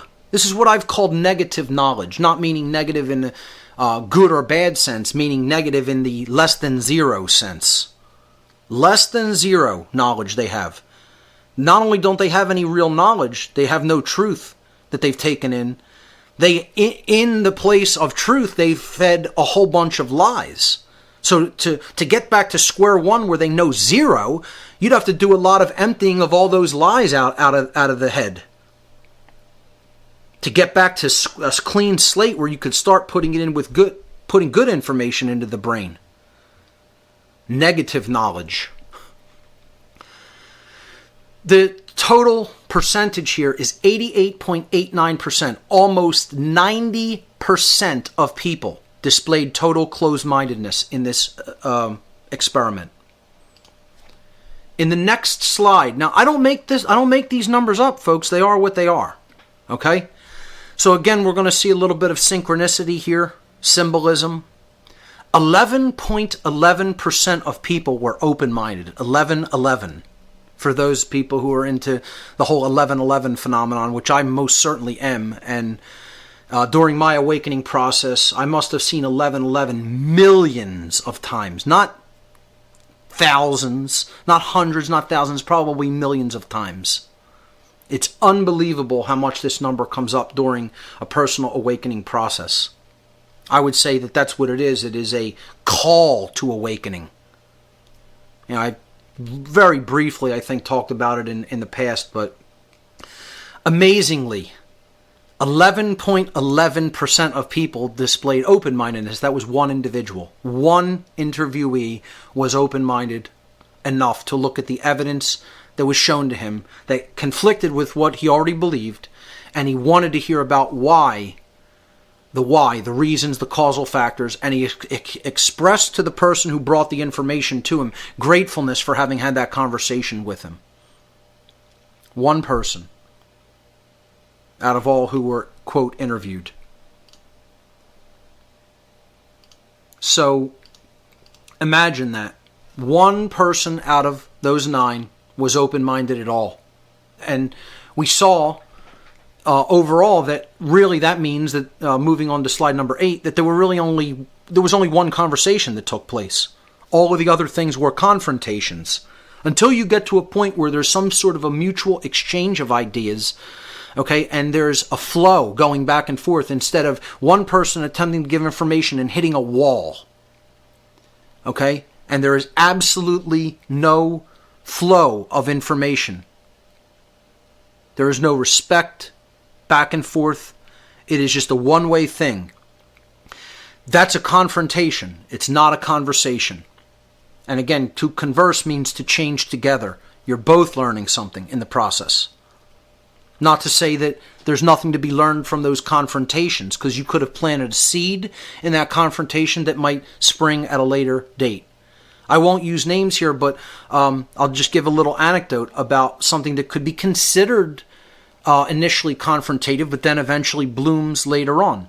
A friend of ours came to the Free Your Mind conference and didn't know much about any of the topics. This person got so scared by some of the things that were discussed at the Free Your Mind 2 conference that they left. Took off. Middle of the conference, just said, I'm taking off, I'm not coming back. Went drinking. Recent events in this individual's life, and again, that you would say, oh, well, that's closed-minded, or it's so fearful that there's no room for growth here. But that's not the case, because what they heard during that day was a seed, and it eventually sprouted, because we've just recently learned that this individual is going through some hardship in their life, and as a result of that, it's given them a little bit of time to rethink some things, and they revisited mentally the conference and what they heard, and in having some conversations with some other people during the downtime that they were having for family, personal reasons, which I won't get into, they looked back at what they heard at the conference, and suddenly it all made sense to them. And this person wrote and said, I've had an epiphany, and I understand what your conference was about now. I get it. I didn't see it before, but I understand, and I understand what you're trying to do. So it's amazing. It's just, that's phenomenal. That it's proof that it's not futile to keep pressing. It's not, resistance is not futile. Even confrontation is not futile. Putting the work forward, putting the information out into the world and continuing to do that work of speaking the truth is not futile. The seeds can sprout at a later time. So move through those negative emotions and keep doing it. That's what this whole section was about. And it came about because I disagree with the Hermetic approach. We looked at some of the Hermetic principles, the principles of natural law as put forward by Hermeticists in the ancient past. And many have talked about, don't try to give this information to the uninitiated, to the, quote, swine. You know, in Theosophy, this is also put forward. You know, Blavatsky told people, never try to give people the truth because they'll only hate you for it. I disagree with those takes. Not to say I disagree with all the philosophies of these people that we're talking about, Hermeticists and Theosophists, etc. I agree with that. I disagree with that particular aspect, that we're not here to put the truth out for everyone. No one has a monopoly on the truth. It doesn't belong to anyone. It doesn't belong to me. It doesn't belong to you. It doesn't belong to anyone. It belongs to all. It belongs to everyone. So who are you to say I'm going to hold this back from people? And again, that's why I'm going to start going into topics that are very controversial and are very speculative as well in many cases. Because people need to start thinking about these things. To even have it put out there for their consideration, whether they accept it or not. You don't need to accept it. You need to hear it and then look into it and decide, is this worthy of further pursuit? So we're going to get into human origins on this show. We're going to get into possible interactions with extraterrestrial beings on this show. We're going to get into why psychopathy may exist in the human species and what put it there. We're going to get into why the human condition is the way that it is. Possible reasons why that it is the way that it is. Outside of just mind control that keeps it the way that it is. What put it there to begin with? The origins of evil, the origins of this condition of unconsciousness that humanity is in. The origins of slavery, the origins of obsession with things that don't really have any truly inherent intrinsic value. Money, gold, etc. We'll be looking at all this stuff on future shows. So, what this result in week 2 ultimately comes down to is, moving on to slide number 9 now, how open-minded are people really versus how open-minded they think they are. So last week, in week 1's results, which I called bullshit on, we looked at how open-minded people believe that they are when we asked them the question, when encountering uncomfortable information that conflicts with something that you currently believe, do you dismiss it or do you look into it for yourself? Only 2% said that they would dismiss it and 98% said that they would look into it. In week number 2, homework result, we see that the dynamic is almost completely reversed. On slide number 10, we see the truth now come out. When we actually did this as an experiment, almost 90% of people dismissed the information out of hand, and only about 10 looked into it for themselves. The actual numbers, 88.89% completely dismissed the information without looking into it. Total closed-mindedness. And 11.11% of people actually would look into it. They would open their mind enough to say, wow, this is something I need to look into. I could be wrong about this. And thank you for presenting this information to me. Now I'm going to look into it on my own. 1 person out of 9. So this proves my contention that the earlier claims made by people that 98% of them would look into it and see if it was true and then adjust their beliefs accordingly is in fact bullshit. And this proved it. And again, I'm not doing this to discourage anybody. I'm doing it to show people what our work is to do. That's what the work is. This showed the class this in a big way, and I think they were very appreciative of it. Very, very interesting and profound results. Let's move on to week number 3. Week number 3's homework assignment was, again, ask people questions and tabulate the results. Same as week 1. So here were the questions. Slide number 1 is just the title slide for week 3, homework results. Let's move to slide number 2 on the section for week 3. Question number 1. Do human beings have rights? 87.93% of people said yes, human beings have inherent natural rights. Amazingly, and people would say, oh, that's great, almost 88% said yes, but amazingly, 12.07%, 12% of people think there is no such thing as human rights. Human rights don't exist. Human beings don't have rights. There's no such thing as rights, folks. 12%. That's more than 10%. That's more than 1 out of 10 people. 12 out of 100 people believe that there is no such thing as rights. That rights don't exist for human beings. We don't have rights. You could look at this pie chart on slide number 2 here and say, oh, that's a great positive result, but I don't look at it like that. This should be 100%. How could anybody think that there's no such thing as rights? No such thing as human rights. People can do whatever they want. You're never violating anybody else's rights because there's no such thing. That's what this result is saying. 12% of people think like that. That's unbelievable. Unimaginably disturbing.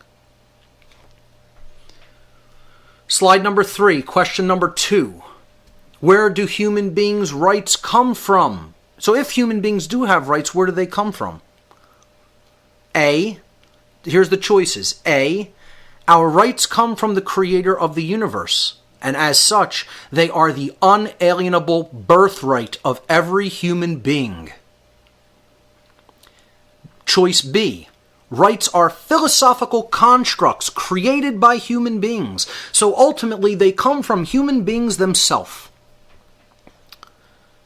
Choice number C, rights are granted to human beings by government, depending upon the country in which a human being is born. Choice number D, there is no such thing, rights do not exist. And here's the results. Number 1 response was B. The number 1 response was B. Rights are philosophical constructs created by human beings, so ultimately rights come from human beings themselves.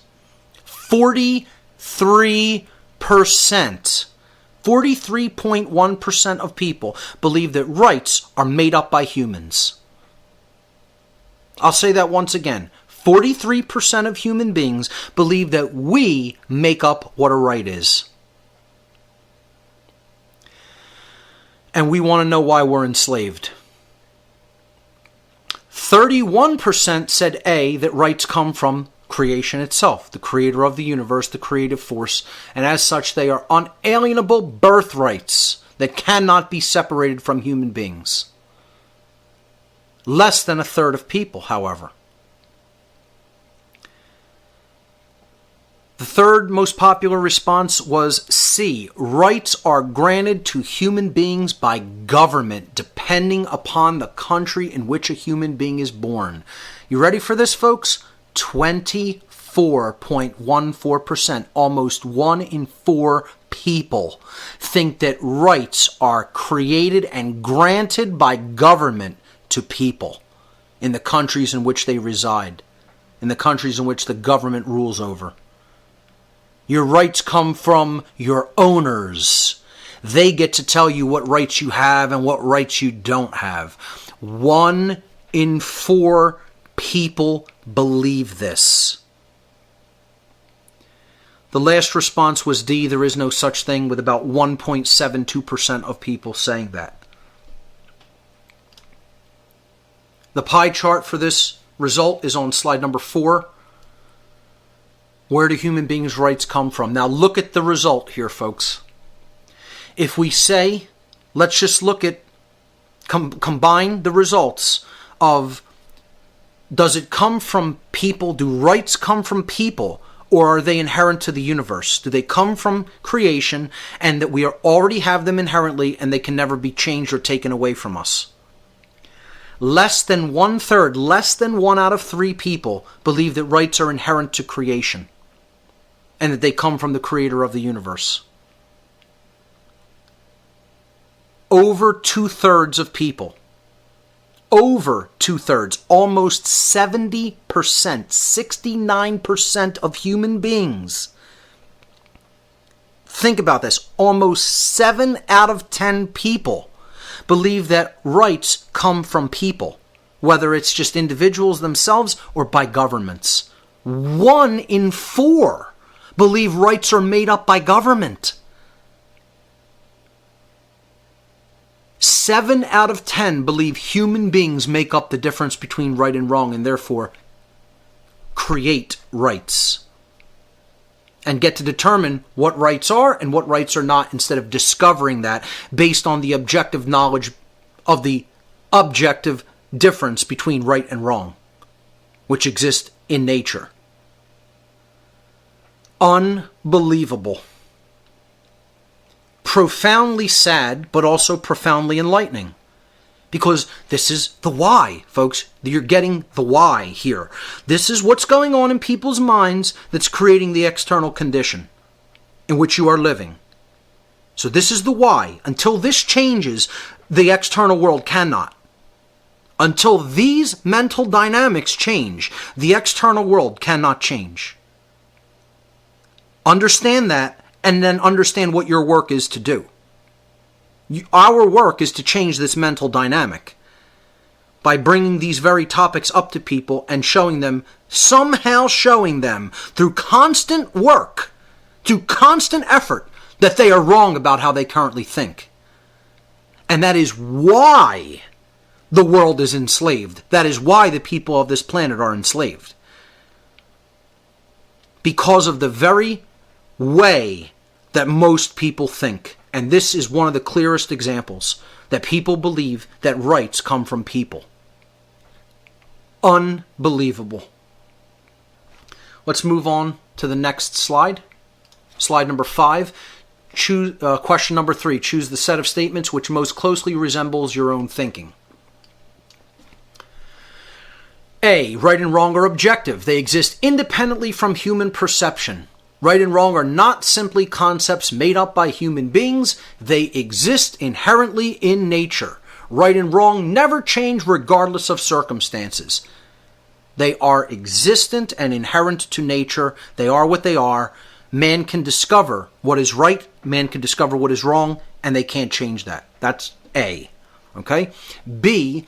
Right and wrong are concepts created by human beings. Right and wrong are dependent upon human perception.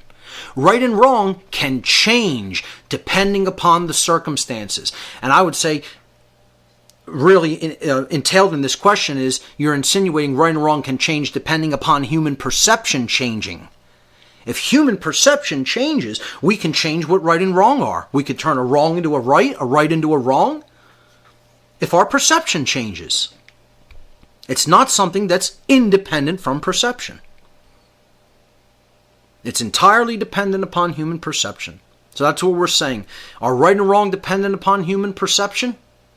So in other words, are they subjective or are they not dependent upon human perception? Are they objective? The responses. The most popular response was B. 67.24%. People believe right and wrong are concepts that are created by human beings and therefore are subjective and can change on a whim once perception changes. If human perception changes, we can change what right and wrong are. Over 2/3 of human beings believe that. Response A only received 32.76%. And this is depicted in the pie chart on slide number 6. Are right and wrong objective, and therefore they're absolute, they are what they are, and they can't be changed? Or are right and wrong subjective, and therefore relative. They can change on a whim depending on human perception. 67% of people believe that right and wrong are changeable and are subjective and are dependent upon human perception and therefore relative. Over 67%, 67.24%. 32.76 said that they are objective, they are absolute, and they are inherent to nature. 2 out of 3 people are moral relativists. And again, according to the law of freedom, which we talked a lot about in this seminar, which states that freedom is proportional to morality. Therefore, you have to have the knowledge about what the objective difference between right and wrong are, and then the will to choose the right action over the wrong action, and then you can be free. You cannot do that in a society that embraces moral relativism, because that states right and wrong are whatever we get to say, whatever we say they are. We get to make it up based on our perception. It's not something that needs to be discovered and then aligned with. We could just choose it on a whim and change it on a whim. And 2/3 of people believe that bullshit. And that's why they're in a cage. That's why they're in a prison.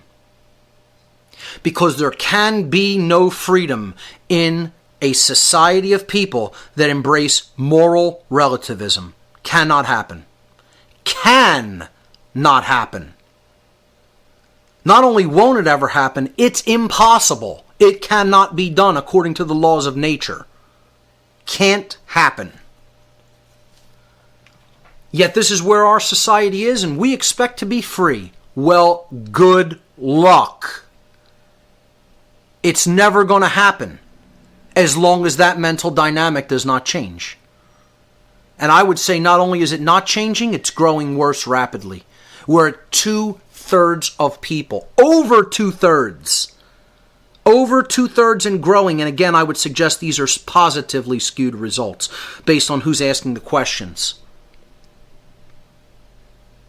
Over 2/3 of people are moral relativists, ladies and gentlemen. A society cannot be free as long as that is the mental dynamic operating in that society. It's impossible. Our work needs to be to change that dynamic. Unless we change that dynamic, don't expect freedom to break out anytime soon. Next slide, slide number 7. On a scale of 1 to 10, this is question 4. On a scale of 1 to 10, with 1 being the least and 10 being the most, how important is the role of morality in your life? So here again, we're going to see more mental schism. We're asking people, how much is moral behavior important in your life? Number 1 response, 10 out of 10. Well, 2/3 of people just said that they're moral relativists. We could get to make up what right and wrong are. And now, all of a sudden, morality is hugely important to them. I'm a moral relativist, but morality is very important to me. It doesn't even make sense. In other words, what they believe is right and wrong is important to them, I guess, is what they're saying.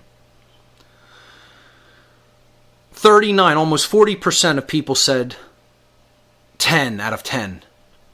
39.66%. 32.76% gave it an 8 out of 10. 18.96% gave it 9 out of 10.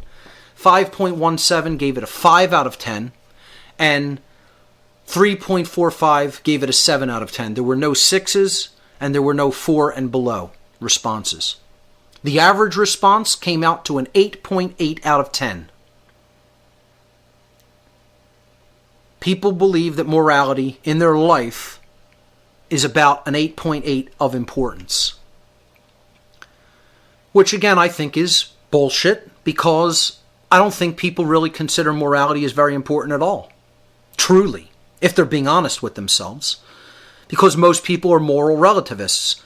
So, if 6 out of 10 say they're moral relativists, I don't see how this answer could possibly really be above a 5, a 4, or a 5, if I had to make a guesstimate. Which means that it's people could take it or leave it. They really don't care about what's right. Maybe if it affects them, then they're interested. But injustice is taking place in the world. Who cares? Doesn't matter. Right and wrong, whether people are choosing them, not that important. That's how people really think. But they'll say.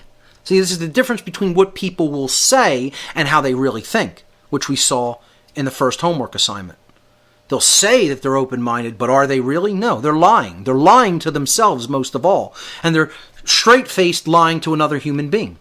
Because they want to believe that about themselves, but they're full of shit. Just saying it like it is, folks. Sorry if you don't like the way I said it. But that's what's true. They're just lying to themselves. Let's move to slide number 8. Slide number 8 is the pie chart about this. How important is morality? There you see the breakdown. I call BS on this too. I don't really think these people are honest. You know, the top 3 numbers comprises almost 90% of the chart. If this were true, humanity would be a free species, not an enslaved one. I would suggest that this is a completely erroneous result based on lying. Next slide, slide number 9. Question number 5. Choose the set of statements which most closely resembles your own thinking. A. Karma exists and has an effect upon our lives. We reap what we sow.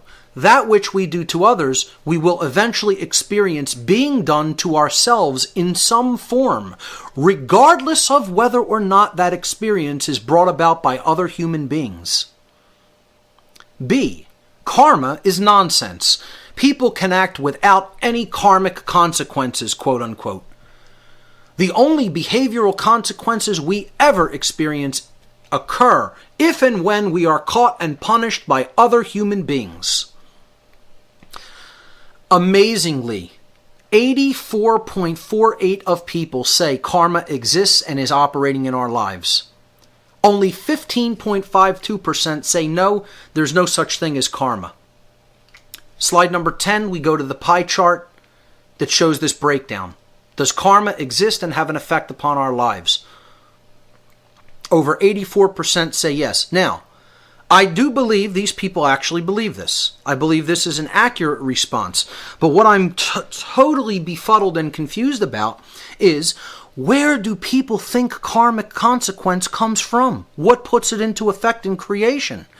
If rights don't come from the creator of the universe, and most people are saying rights come from man, karma, which they're admitting doesn't come from man, that's right in the question. That karmic consequence isn't coming from other human beings. Otherwise, they would have chosen B and say, no, there's no such thing as karma. You can only be punished by other human beings based on what your behavioral choices. I want to know where these people think that karma comes from. These people who are moral relativists, most of them. Where do they imagine this comes from? Or what puts it into effect? This law of karma. So again, I think instinctively, intuitively, people do believe you're not getting away with anything you do here. That's wrong. They know this on an intuitive level, on a soul level. You know, and when they're asked, they seem to be honest about this answer and say, yeah, I think karma exists. And many of these people are the same people that think there's no such thing as a difference between right and wrong that exists in creation. And don't think that rights come from the creator of the universe.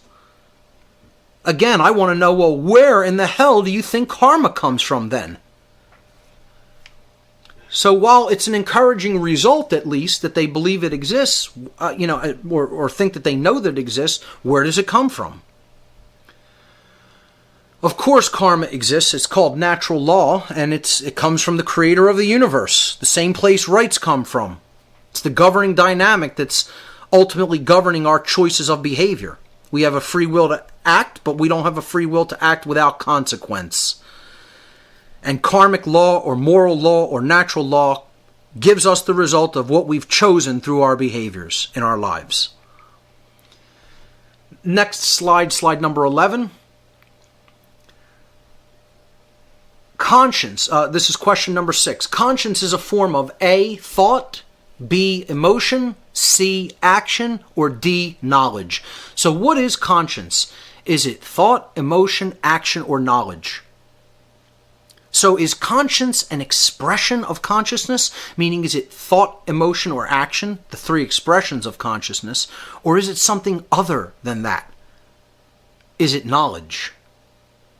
The correct answer to this question is conscience is knowledge.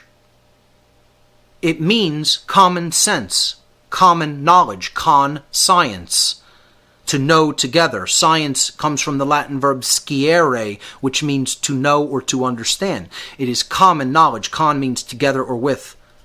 Common. Together, to know together. Common knowledge. The exercise of conscience is a form of action. And this is what people don't understand. The very, very, very important, non-trivial difference between. People will say, oh, that's just a triviality, you're nitpicking. No, I'm not. It's very important, this distinction. Conscience and its exercise are not the same thing. Conscience is knowledge, which is knowable, discoverable. It is able to be understood and held in the human mind. It is able to be received on the part of human beings. It is knowledge which is capable of being known and received. Then when it is acted upon, it is converted into action. And if we choose the right action over the wrong action, based on our knowledge or conscience, the difference between right and wrong, the knowledge of the objective difference between right and wrong is what conscience is. If we choose the right action over the wrong action, that's when we are developing wisdom. So the knowledge itself, conscience itself, is a body of knowledge. Action based upon it is the exercise of conscience or lack thereof. So here's the responses. 51% think it's a form of thought, that it only happens in the mind and it's a mental abstraction. It's a mental process as thought is. And conscience is not just a mental process. It is knowledge. It is more than that. It is based upon a truth. It is something that is inherent in creation, because right and wrong are inherent in creation and based upon what is true, what is real, that which is reality. 51%, 51.72 think it's thought. 25.86% think it's a form of emotion. 15.52% gave the correct response and said that it was knowledge. And 6.9% believe that it is action. So this is proof people aren't confusing conscience with action. The least amount thought that. The exercise of conscience is action. But most people think it's simply a form of thought, and it is more than that. It is knowledge. So I think we need to do better work to clear that up for people and to get people to understand that in a much more in a way that involves much more clarity. Next slide, slide number 12. What is the worst thing that can be done to a human being in their lifetime? And I asked this for a specific reason. I knew most people were going to say to be killed or to be murdered, but I wanted to see how many people thought that slavery is even worse than murder, is the worst thing that could happen. Because I think slavery is the worst thing that could happen in a human being in their lifetime. I think I would much rather die than continuously have to live as a slave, or even being held as a slave, which again is why I do what I do. I want to exist in all forms of freedom. I'm in spiritual and mental freedom already. I have 2 out of the 3. I'm still being held under duress in a physical form of slavery. Whether people acknowledge that or not, or want to believe that, want to acknowledge it, it's true. And so is everyone else on this planet. 2 out of 3 aren't good enough, as I've said many, many, many times. All 3 need to be and are going to be present. Because this slavery system is coming down one way or another. One way or another. Whether it gets done in consciousness or whether it gets done physically, it's coming down one way or another. And there's nothing anybody can do to stop that. Bet on it. Bet your ass on it. Okay? But my point here is I want to see how many people think that murder is even worse than slavery. That's what I was looking for here in posing this question. So here's the results on slide 12. Murder, of course, coming in number 1 with 27.27%. Rape being second with 14.55%. Imprisonment with 9.09%. Betrayal coming in ahead of slavery, or tied with slavery, I should say, with 7.27%. Then slavery with an equal 7.27% to just personal betrayal. Being lied to and deceived. I mean, you could really put that together with betrayal. I could have really put this together with betrayal because it's essentially the same thing, but just generally keeping it with, being deceived or lied to, 5.5%. If you put that together with betrayal, it could come to over almost 13%, which would put it ahead of slavery. Torture, 5.45%. Isolation, 3.64%. And then with 1.82% each, disrespect, homelessness, illness, injury, injustice, limitation, loss, love, suicide, tragedy, and war. Somebody said the worst thing that could happen in life is love. You got to be kidding me. I mean, that's obviously a psychopath responding. I do believe we had at least one psychopath being posed these questions, whether they are a primary or a secondary psychopath. Some of the answers that some people gave in particularly, I think it was week number 4, was totally indicative of a psychopath. And I think maybe this might be the same person, although I can't be sure of that because it was all done anonymously. But somebody who's saying love is the worst thing that can happen to somebody in their lifetime is a seriously screwed up individual, and they need a lot of help. They need a lot of mental help. Okay? Because love is the best thing that can happen to an individual in their lifetime. And love is actually opening up one's consciousness. True love, capital L love, is opening up. It's not even emotional attachment to another human being as many people think that it is. True love is opening up one's consciousness to the reception of truth. That's what the energy of love really is. When you could do that, then you can truly have a dynamic interchange with other fellow human beings and really express love. That's the best thing that could ever happen to a human being. I know it's the best thing that's ever happened to me in my lifetime, is to experience that form of consciousness, that energy. So, and that's what makes good interpersonal relationships possible at all, when we've opened up our mind and our heart in that way. So, how anybody could say love is the worst thing that could happen to somebody in their lifetime, they're really psychopathic. Just an interesting dynamic there at the bottom of that chart. Moving on to slide 13, here's these responses broken down in a pie chart for question number 7. Let's move on to slide number 14 in this section, question number 8. Choose the set of statements which most closely resembles your own thinking. A. Taxation is a function of government that is both necessary and moral. So in these next few questions, we're talking about different functions of government, and are they moral behaviors that people carry out to do these things, or are they immoral? A. Taxation is a function of government that is both necessary and moral. Many humanitarian things are done with collected taxes. The quality of human life would suffer greatly if taxes were not collected, so taxation should and must be continued. B. Taxation is based upon the coercion of a human being's free will. All forms of taxation are actually the theft of the product of someone's labor by those who did not earn or create those resources themselves.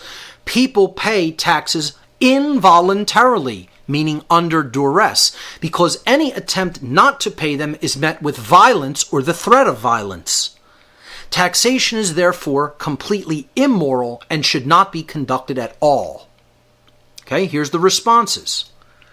53.45% of respondents say taxation is moral. A. It's moral, it's necessary, it must be continued. 46.55% said no, it's immoral, it's based in violence, and it should not be practiced. It should not be continued at all in any form. Fairly good result. I would like to see it a lot more skewed toward saying no, we need to do away with this. It's not moral. So slide number 15 shows the pie chart breakdown. We're still not nearly where we need to be. We're not even at half and half. More people still think taxation is a moral activity, but almost half think it's immoral. So hopefully this is moving toward the direction of more green on this chart, of more people saying that it's immoral.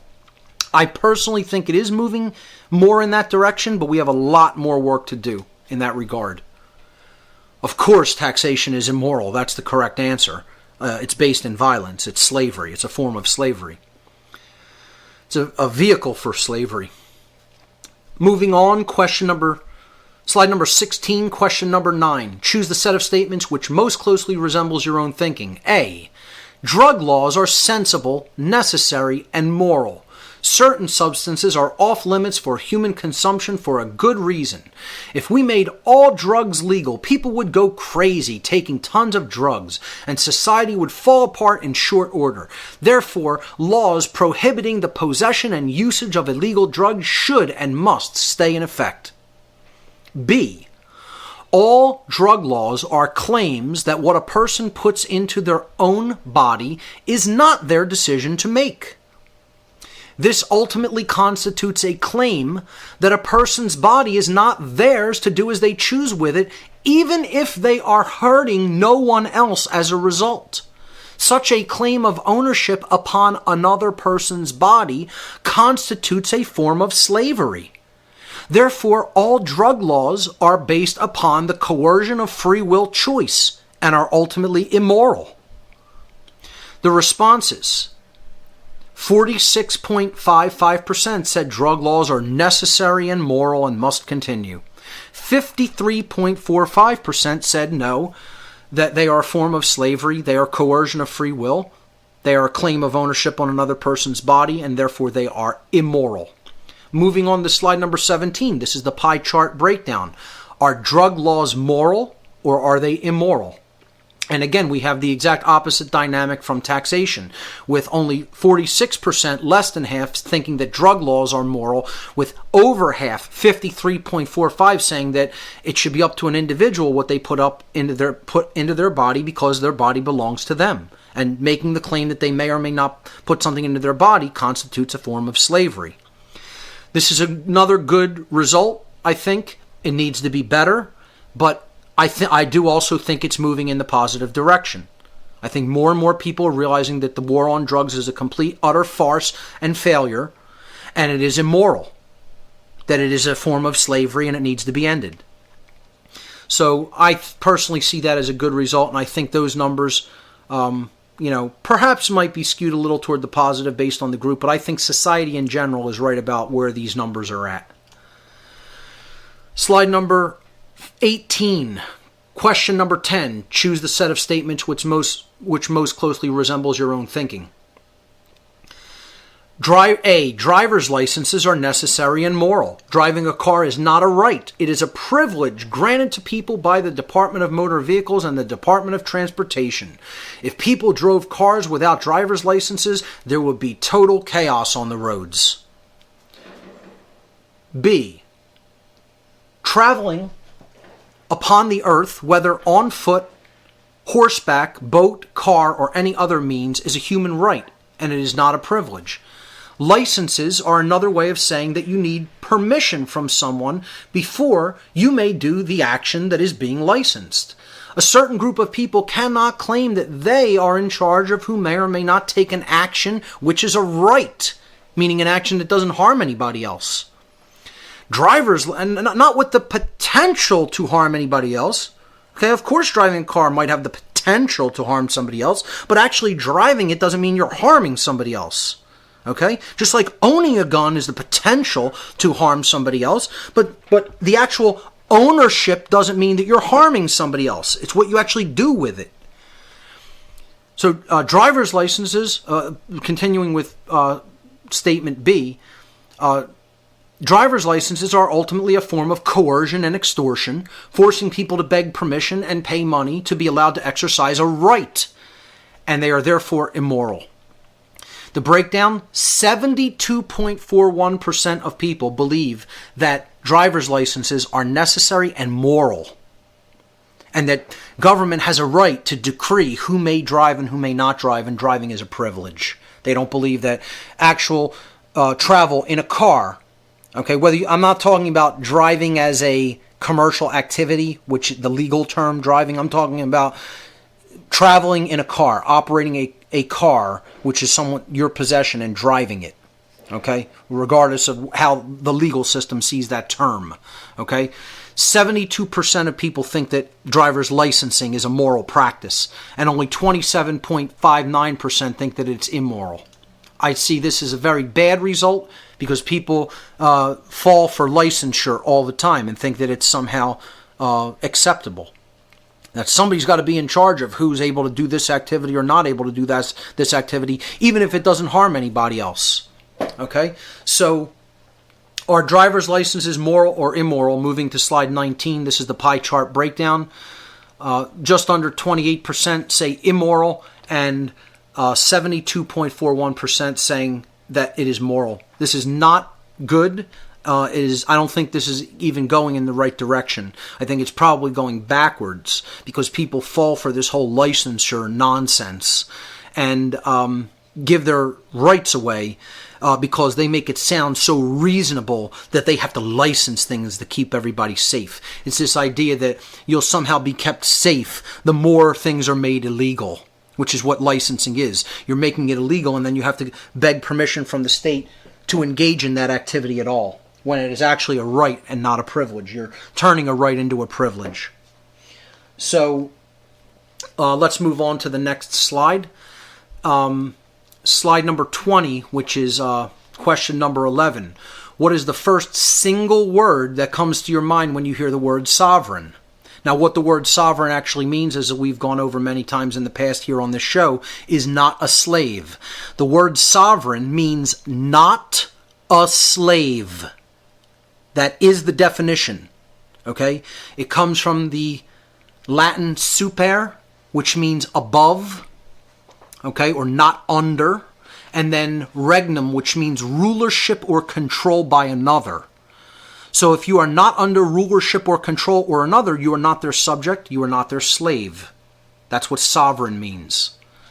So the responses, 20.69% said ruler, that sovereign means ruler. And it does. The classical definition of sovereign is a ruler, because a sovereign means one who is not under the rulership of another. So the ruler isn't under his own rulership. He rules above everybody else. That's the classical definition.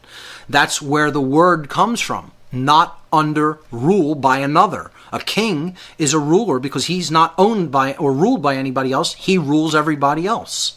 Okay?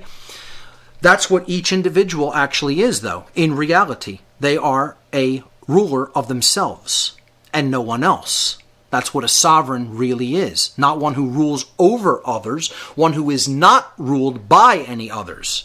Okay? The second response was at 15.52%, a government. They believe that governments or nations are the sovereigns. Okay? Not the individual. Okay? They believe that it is the government that is sovereign. The response was government, was the second response. A king is the sovereign and a government is the sovereign. And this is exactly proves the human condition of the belief in authority. It used to be vested in one person. Now this erroneous notion of authority is vested in a government. And they're claiming that they're the only sovereigns, when in fact everyone is a sovereign. And no one is actually a slave in reality. The actual correct answer of free, meaning not a slave, under self-rule, under self-governance, was only about 10%, 10.35%. That was the next most popular response. didn't know what the word meant or had never heard of the word sovereign, never heard the word spoken, never saw it written, doesn't know what it means, equal with the correct answer, 10.35%. People who think it means power, authority, or control over others, which is the exact opposite of what it means, not being ruled by anybody else.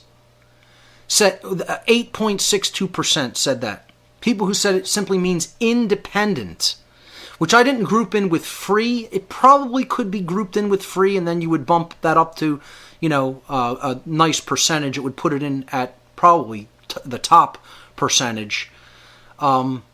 But I don't really see independence, no dependency on someone else, as necessarily meaning truly free. Free means you're not ruled by anybody else. There can be dependence on something and the person not necessarily be your owner. They could be helping you. You could have interdependence.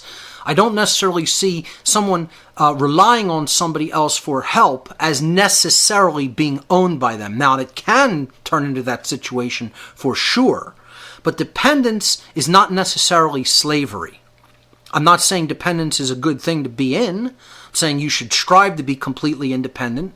But again, I also don't feel any man is a total island unto himself. As long as you're living in a society, there's going to need to be societal interaction, and nobody can have every single thing independently that they necessarily need on their own. Many people strive to do this, and I'm not saying there's anything wrong with trying to do that, but I don't really think that's what needs to happen for people to be able to exist peacefully under natural law. We can have interdependency and still be free, okay? Somebody else can... I don't necessarily have to be a farmer, and a farmer doesn't necessarily know how to fix a computer. Okay, I could know how to fix a computer and make an interaction with a farmer who grows food, and we can have an exchange. Okay, or we can have a barter, or we could just say, "I'll do this anyway," just to and have a gift economy. I'll give this to you, you give this to me, whatever.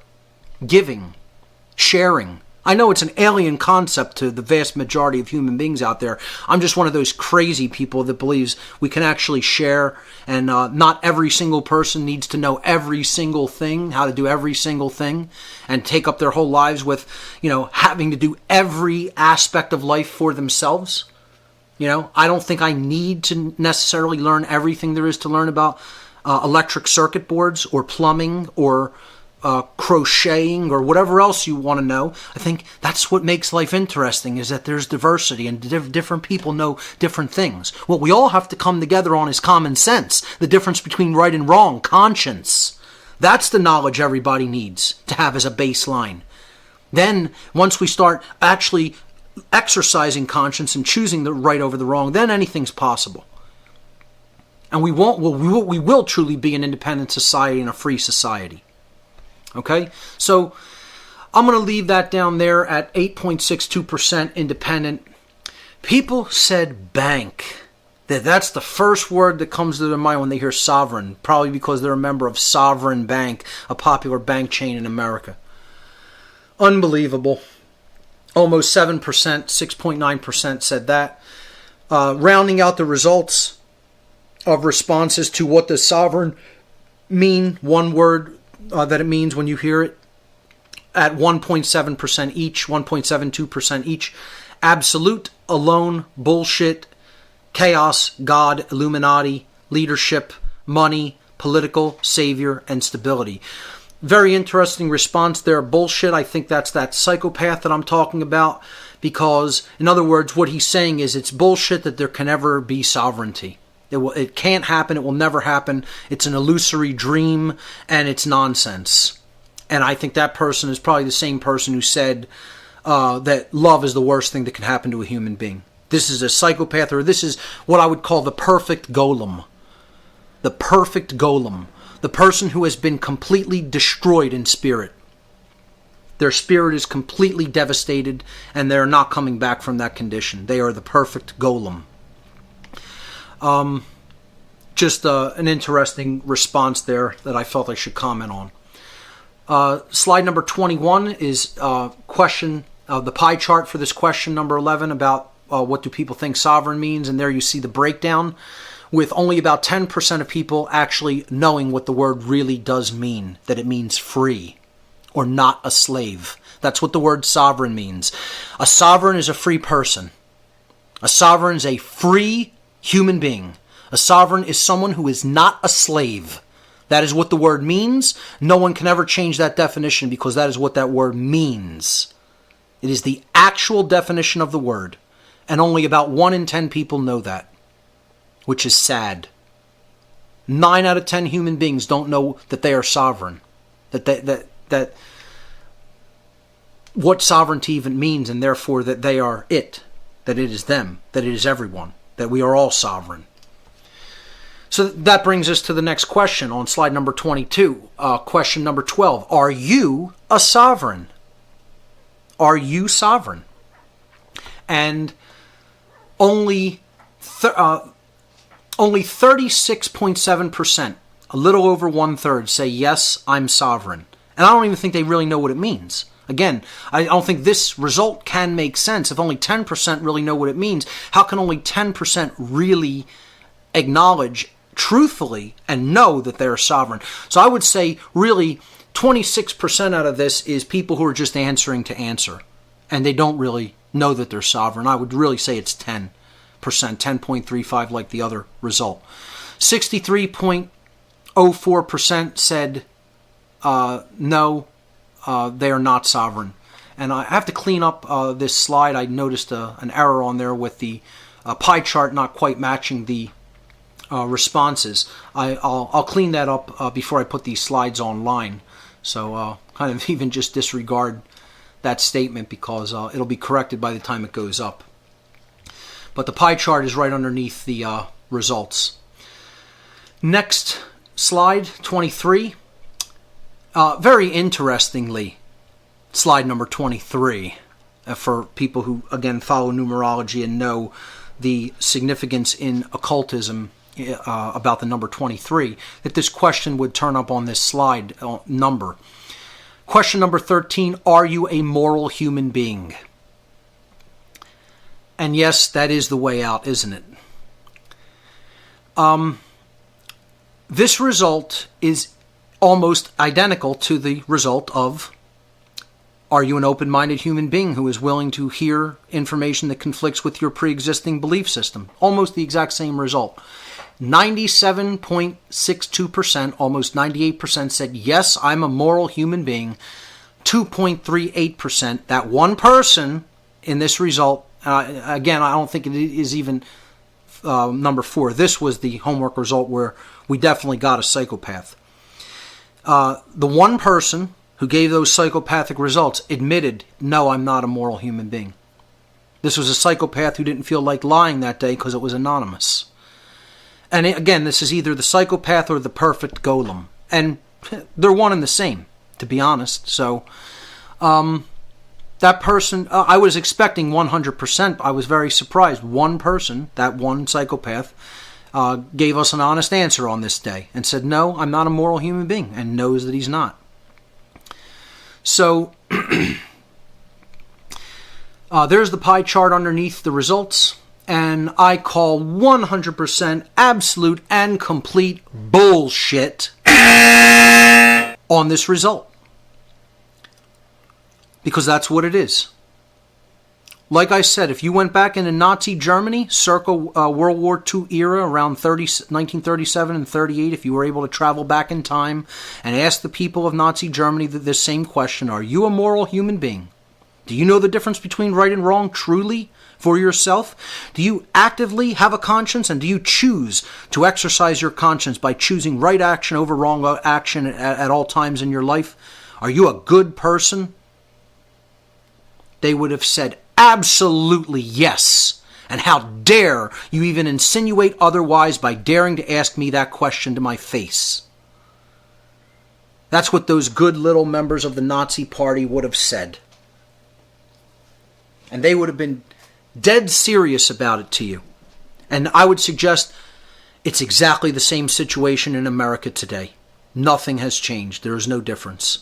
These are people who believe that they are moral human beings and don't know the first thing about morality. These are people who say that they're moral relativists in this same homework assignment. I'm a moral relativist. 2/3 of people. Morality is relative. We get to make it up. And yet, I'm moral. Everybody can get to make up what morality is. So according to my own definition of right and wrong, I'm moral. I have absolutely no idea what it really is or not. But I'm going to tell you, yes, I'm a moral human being and I know the difference between right and wrong, and I choose right action over wrong action in my life. Yeah, sure you do. These people are full of shit. Just to call it just like it is. That's how it is, folks. They're just full of shit. They're lying. Most of all to themselves. They're lying.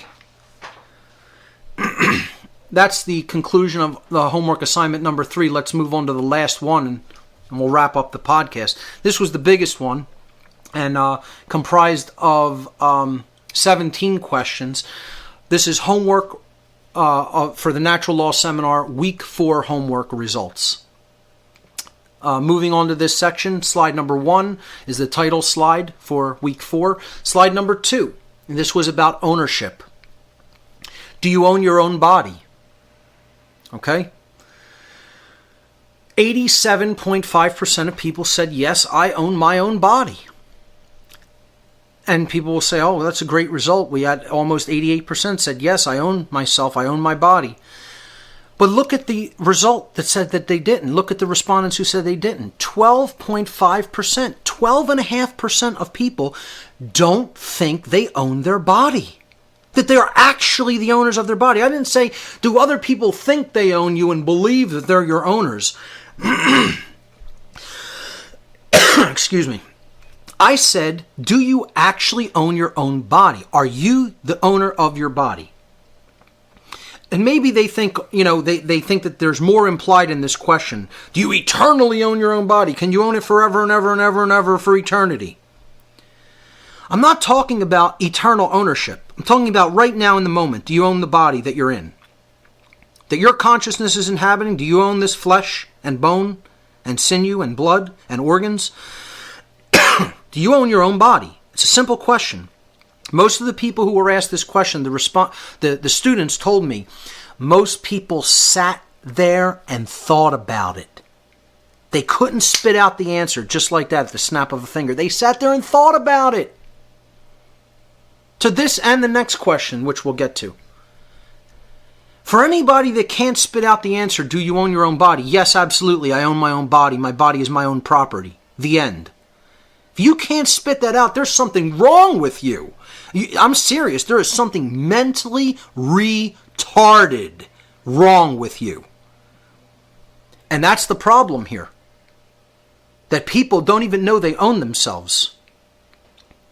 Almost 13% of people say that somebody else owns them. I want to know who they think owns them. Or whether they're saying, oh, well, God owns my body and I can't really own anything. Well, hey, then I'll just take your car or your house or your computer or your food. You can't own anything. No such thing as property. God owns everything. I can't actually own anything while I'm here, while I'm incarnate. No. Especially the body. Well, then who owns it? Well, hey, I'm going to lop off your left arm then. I'm going to use it as a club on somebody else because I feel like it. Because after all, it's not your body. So why can't I own your arm then?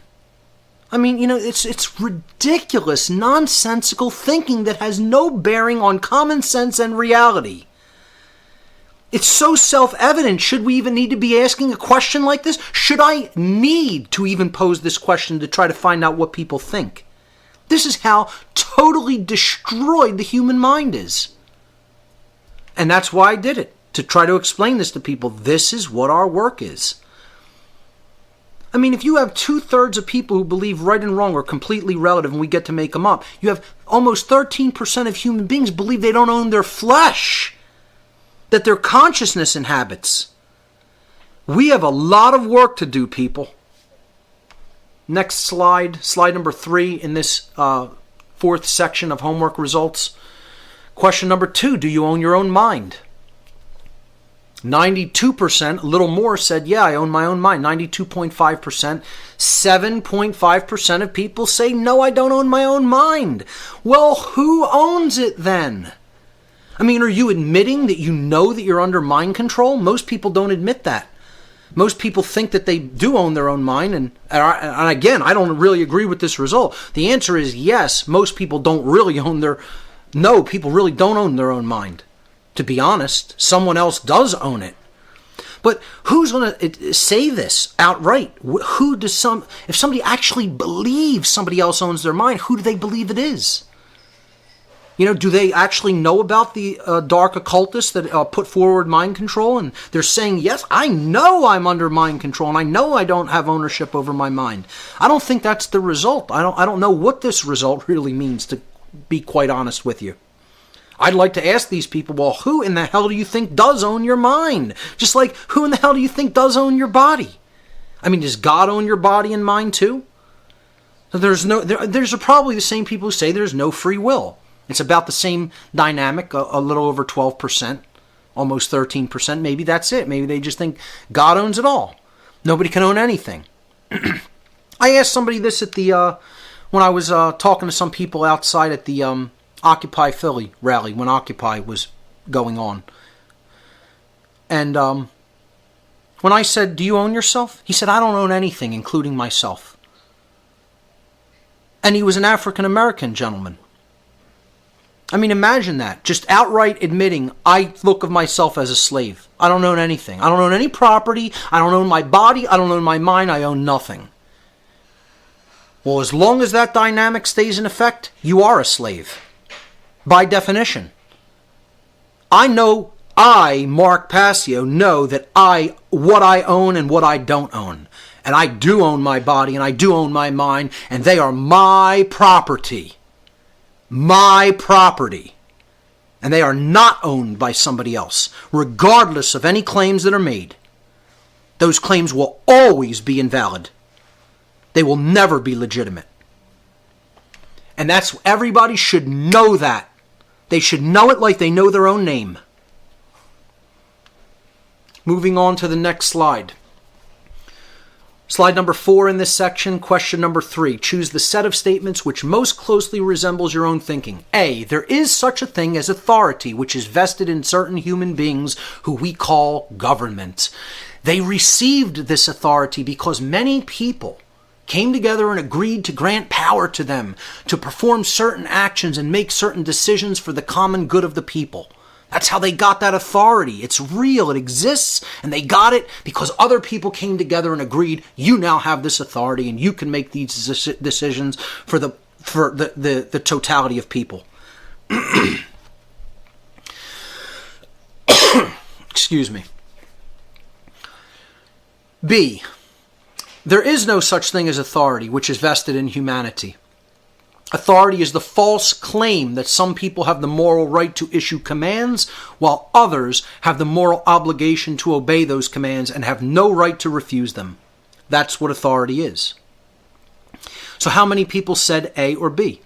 60% said A, authority exists, it is real, and the government has it, and they received it because the people said that they have it. And B, 40% said there's no such thing as authority vested in humanity. Authority is an illusion. It's a false claim. I'm personally pretty impressed with this result that many people think that authority is illusory. But still, of course, more than half believe that it is real. I would probably suggest that this is a skewed result toward the positive, and that probably it's more close to something like 75-25 or 70-30, if that. Okay, so yeah, maybe 80-20 is probably a little more accurate in the world at large.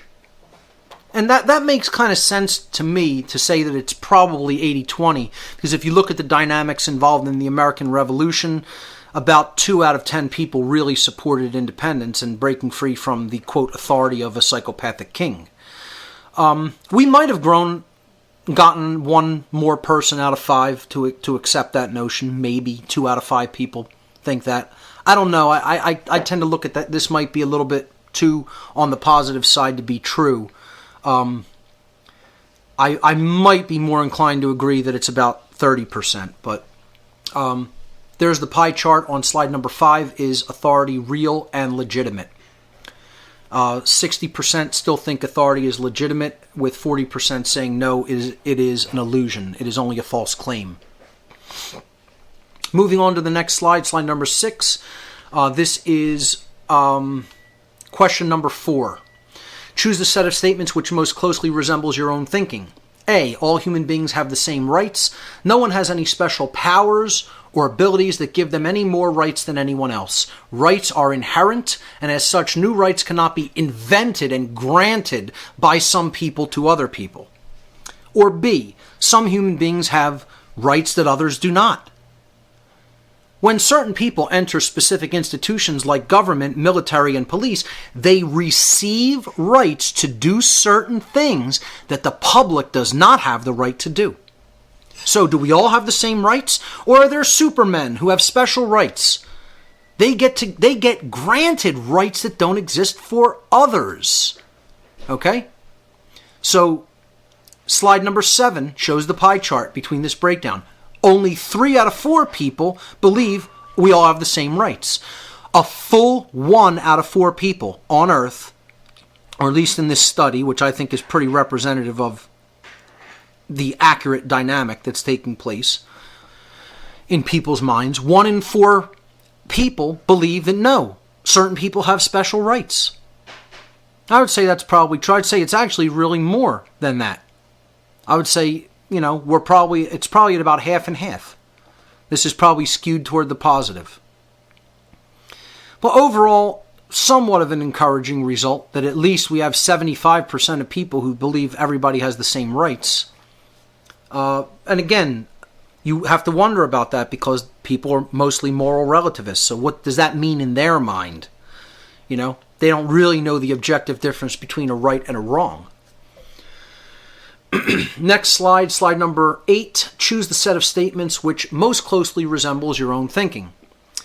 A. If every single person on Earth except one man agreed that it was okay to steal property or possessions from that man, and then they stole from him, their action would be acceptable because, after all, every person except only one agreed that it was okay. B. If every single person on Earth except one man agreed that it was okay to steal from that man, and then they stole from him, their action would be unacceptable. It does not matter how many people agree that something wrong is okay. It still remains morally wrong. This is the only response that we got 100%. 100% of people said, B, it's still morally wrong to steal from somebody, even if everybody agrees to it. And I am calling bullshit on this response.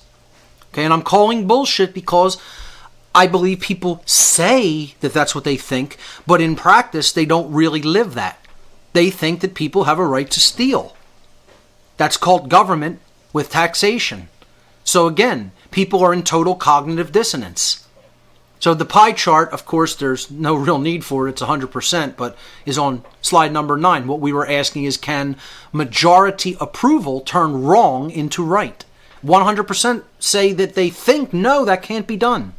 That rights are rights, wrongs are wrongs, and you can't turn a right into a wrong or a wrong into a right. You can't turn a wrong into a right, at least.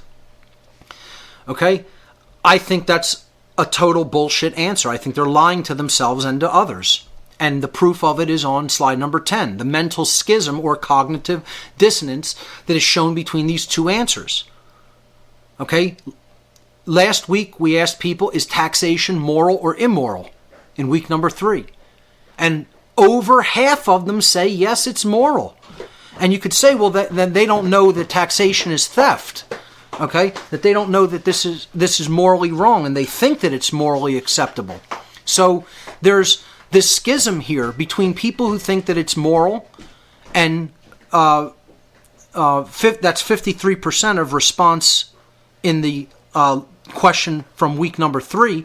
But here in week 4, we're saying, can majority approval, which is what voting taxation into law or agreeing to taxation through government that's majority approval. You're saying, well, the government says that we're allowed to do this. They voted it. They've made laws on it. And now they're going to send enforcers out to do this immoral activity. Well, that makes it moral. Okay, they passed it into law, so they're allowed to do it, and we have to obay it. That people don't really believe that majority approval cannot turn a wrong into a right. They believe it can. This is proof of it. This is proof that they're in cognitive dissonance, that they say one thing, but they actually believe another. You can't say that you believe that majority approval cannot turn a wrong into a right on one hand, and then on the other hand say you believe taxation is moral. The two things are antithetical to each other in reality. But yet that's what people claim. Next slide, slide number 11. This is question number 6. Choose a set of statements which most closely resembles your own thinking. A, if something is legal, that means that it is moral, and therefore it would be okay to do that behavior. If something is illegal, that means that it is immoral, and therefore it would not be okay to do that behavior.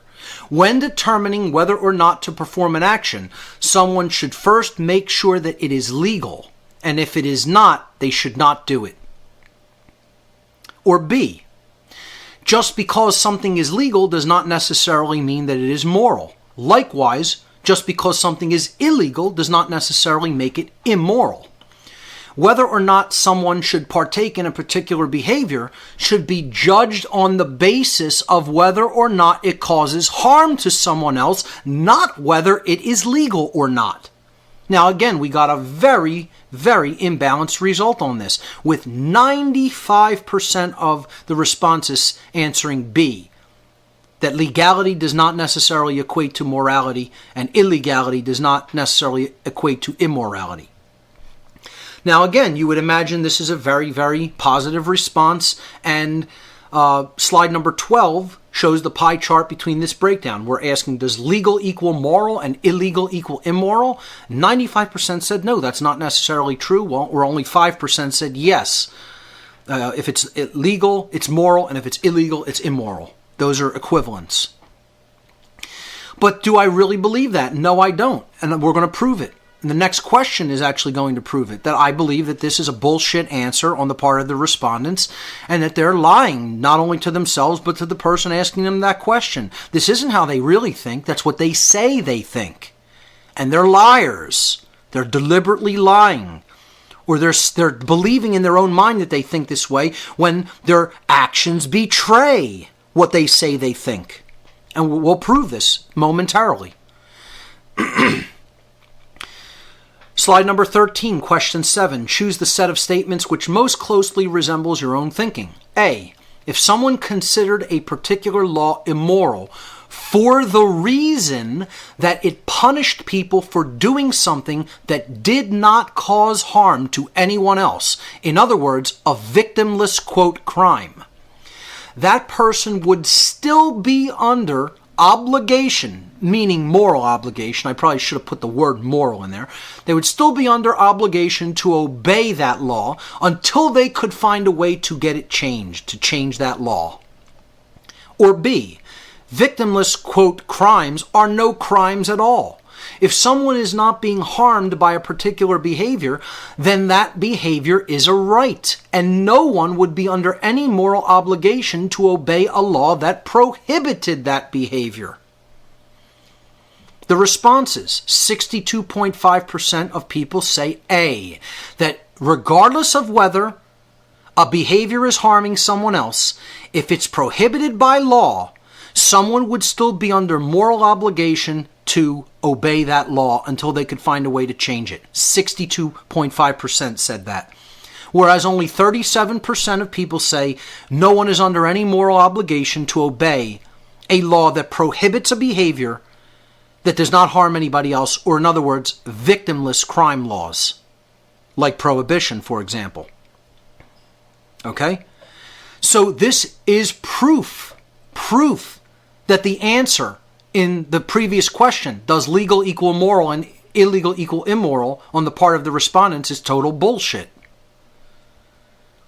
So slide number 15, showing the results of question 7. Do people have a moral obligation to obey laws that would punish them for committing victimless, quote, so-called crimes? And there's the breakdown via the pie chart. So let's look at this in juxtaposed to the earlier question. Slide number 15. The mental schism or the cognitive dissonance that is involved here. The earlier question, 95% of people in the last question just said that legal does not necessarily mean moral and illegal does not necessarily mean immoral.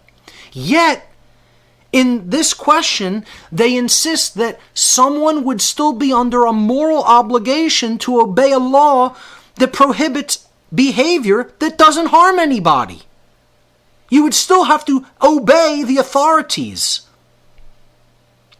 Which this is proof more so of how many people believe in authority. So again, when you had a 60-40 split of people who believe in authority, yeah, it's probably somewhat accurate. At least in the people who are answering this question. They're showing you this is how they really think. The pie chart on the right is how people really think. The pie chart on the left is a lie.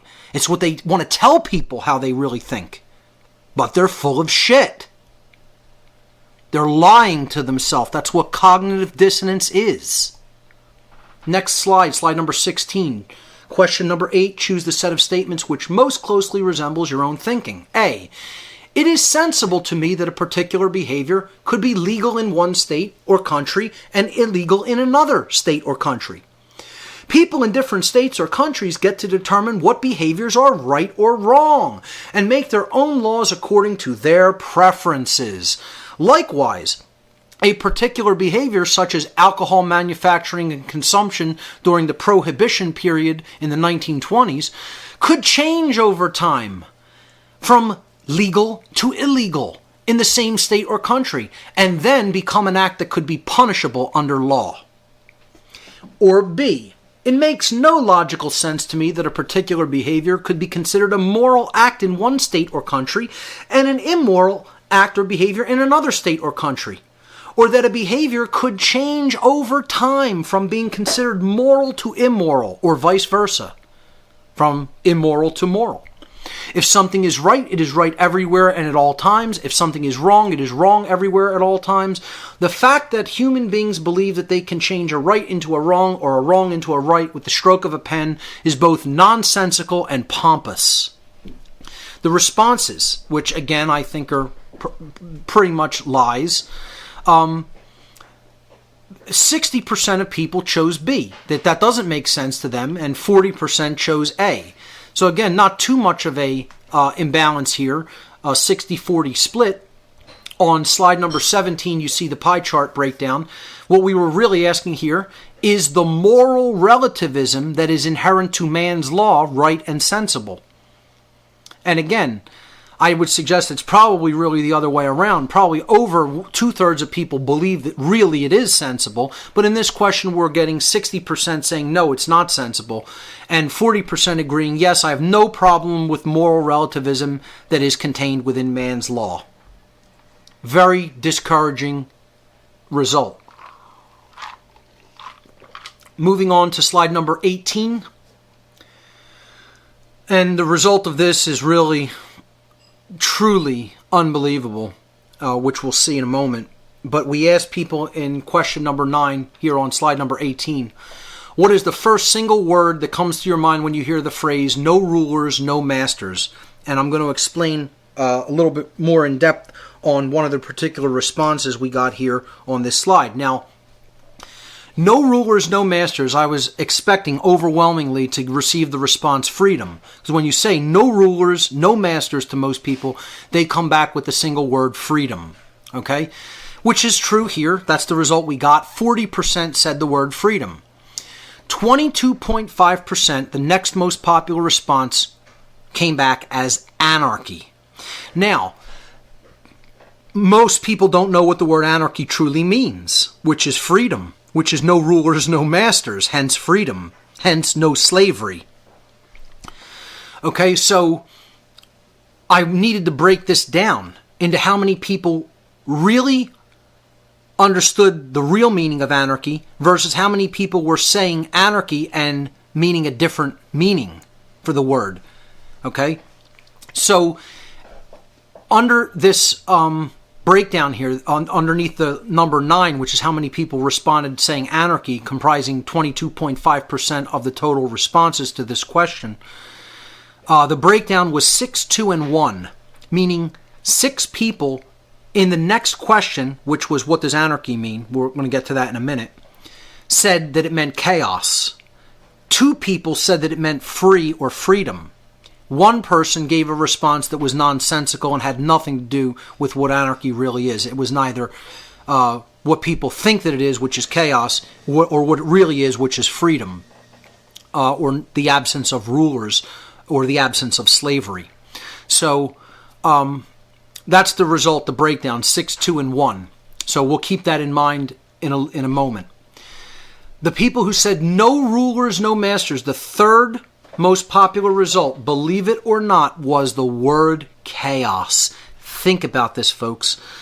We asked people what the first single word that comes to their mind when they hear the phrase, no rulers, no masters. Nobody ruling anybody else, nobody claiming to be the master over anybody else, therefore nobody being subject to anybody else, nobody being a slave to anyone else. And the people, 8 people, forming 20% of the responses to this question, said that the phrase no rulers, no masters to them means chaos. That is 100% pure slave think. That is total slave think. No rulers, no masters means chaos to people. Unbelievable and sickening. Rounding out the responses, 2.5%, we had equality, false, finally, insane, nature, nothing, and school. Okay? Some of these responses make no sense, but a couple I really want to quote on. False. That could never be true. No rulers, no masters. False. Okay, well, maybe they're saying that's the state today. That's the human condition today.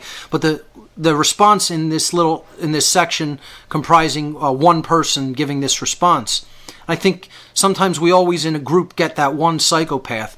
He said, or he or she said, no rulers, no masters means insanity. Think about this. It's not just chaos.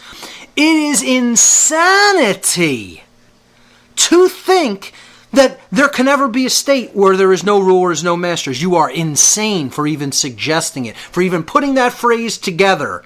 No rulers, no masters. That phrase to him equates with insanity. And you know what that proves to me? Not that I think or is my opinion. It proves to me definitively, definitely, objectively, that person is insane. That's an insane person. Very insane. That person is completely broken. Broken. Okay? So, maybe if the students to the class are listening, if you want to find that person, if you know who it was who gave that comment, because I could imagine that would probably make an impression on your mind and you'd remember who said that. You could have that talk with them and tell them, no, it is they who are insane. I'm telling them that they are. I can prove that they are. And that is, in fact, their true mental condition. And you could tell them I said it. Okay? Because that person is broken. Meaning both they are completely screwed up and they are a slave. Meaning broken. Like a horse gets broken. Or a mule gets broken. Okay? They're broken. And they need help. They need help. The only thing that can help them is the truth, and to take it in a big way in their life, and to get their burnt brain healed, because that's what that person has, a burnt brain. And let me tell you something, you want to prove it? Go and pay to have a SPECT scan done to your brain, and they'll show you what your brain looks like. And believe me, you won't like what you find out, because your brain is broken. insane. No rulers, no masters equates with insane. I mean, you have to be kidding me. The pie chart breakdown for this question is on slide number 19. The first single word that comes to your mind when you hear the phrase no rulers, no masters. However, what I'm going to do in the next slide, on slide 20, is I'm going to present a modified pie chart breakdown, because I'm taking the word anarchy here, comprising 22.5% on slide 19, this orange piece of the pie. And I'm breaking it down into its constituent, 621. How many people said it meant chaos? How many people said it meant freedom, which was 2? And then how many people gave another response to what anarchy meant? So we're only going to have 3 responses: freedom, chaos, or other responses. Okay? I hope people understand what I've done on this next slide by that explanation. So moving on to slide 20, we have these 3 breakdowns. Total other responses, 20%. The 2 biggest responses: what does no rulers, no masters mean? Freedom was the number 1 response, which should be the number 1 response. It should really be 100%, 45%. And the second response, the second most popular response to what the phrase no rulers, no masters means, is chaos to people in their minds. If that's not one of the most incredibly disturbing social experiment results that you have heard, I don't know what would disturb you. People believe that the absence of rulership and slavery over other people equates to chaos. That there has to be slavery in order for there to be order. This is what people think. 35% of people think that. I mean, that's utter shock, utter dismay, and utter horror. That this is how screwed up mentally people are in this world. And in how much help they need to rebuild their brain and their mind and their soul. They're broken individuals. They're broken. Meaning that they are literally, physically, psychologically, mentally broken down. And that means that they are enslaved. Broken is to break an animal means to enslave it to your will. And that's what these people are. The people who say the condition of no rulers and no masters, meaning no slavery, means chaos, you are a broken person. You are a broken being. It's unbelievable.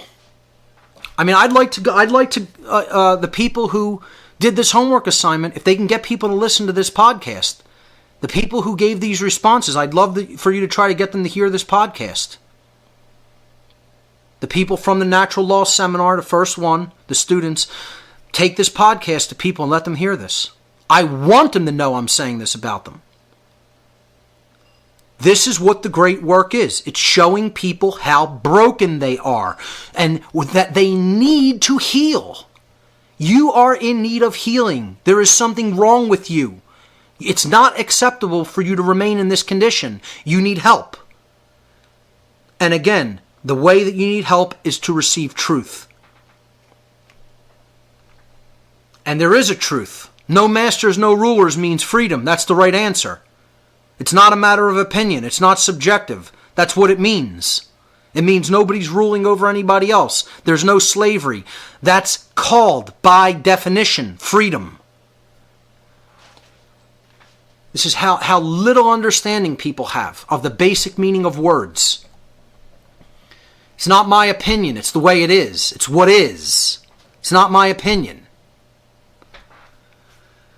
Next slide, slide number 21. What is the first single word that comes to your mind when you hear the word anarchy? This is question 10. Of course, as predicted, with 1/2 of the total responses, chaos is the first response. Chaos, disorder, mayhem, lawlessness, breakdown, and rioting. Chaos. You could just group that all under that one word. The absence of rulers or masters, which is what the word anarchy means to people, means chaos. And that's probably about the right response. That's about right where it's at. 50% actually think that condition means chaos. The people who gave the correct answer, freedom, liberty, sovereignty. Amazingly, some person wrote down sovereignty for the answer to that question. I was very impressed. But people wrote down freedom. But look at the response. 20 responding and saying it means chaos. Only 5 said it meant freedom, for a total of 12.5%. Rebellion or uprising, 7.5%. Slavery and control. Think about this, folks. The exact opposite of what it means. The polar opposite. 2 people said slavery and control for what anarchy means to them. They said anarchy, and they said the first word that comes to their mind is slavery. 5%. 5% said it means government. It's the exact opposite of that. It means absence of rulers, hence no government. Absence of masters, hence no slavery. 5% of responses government, with 2.5% each fight injustice.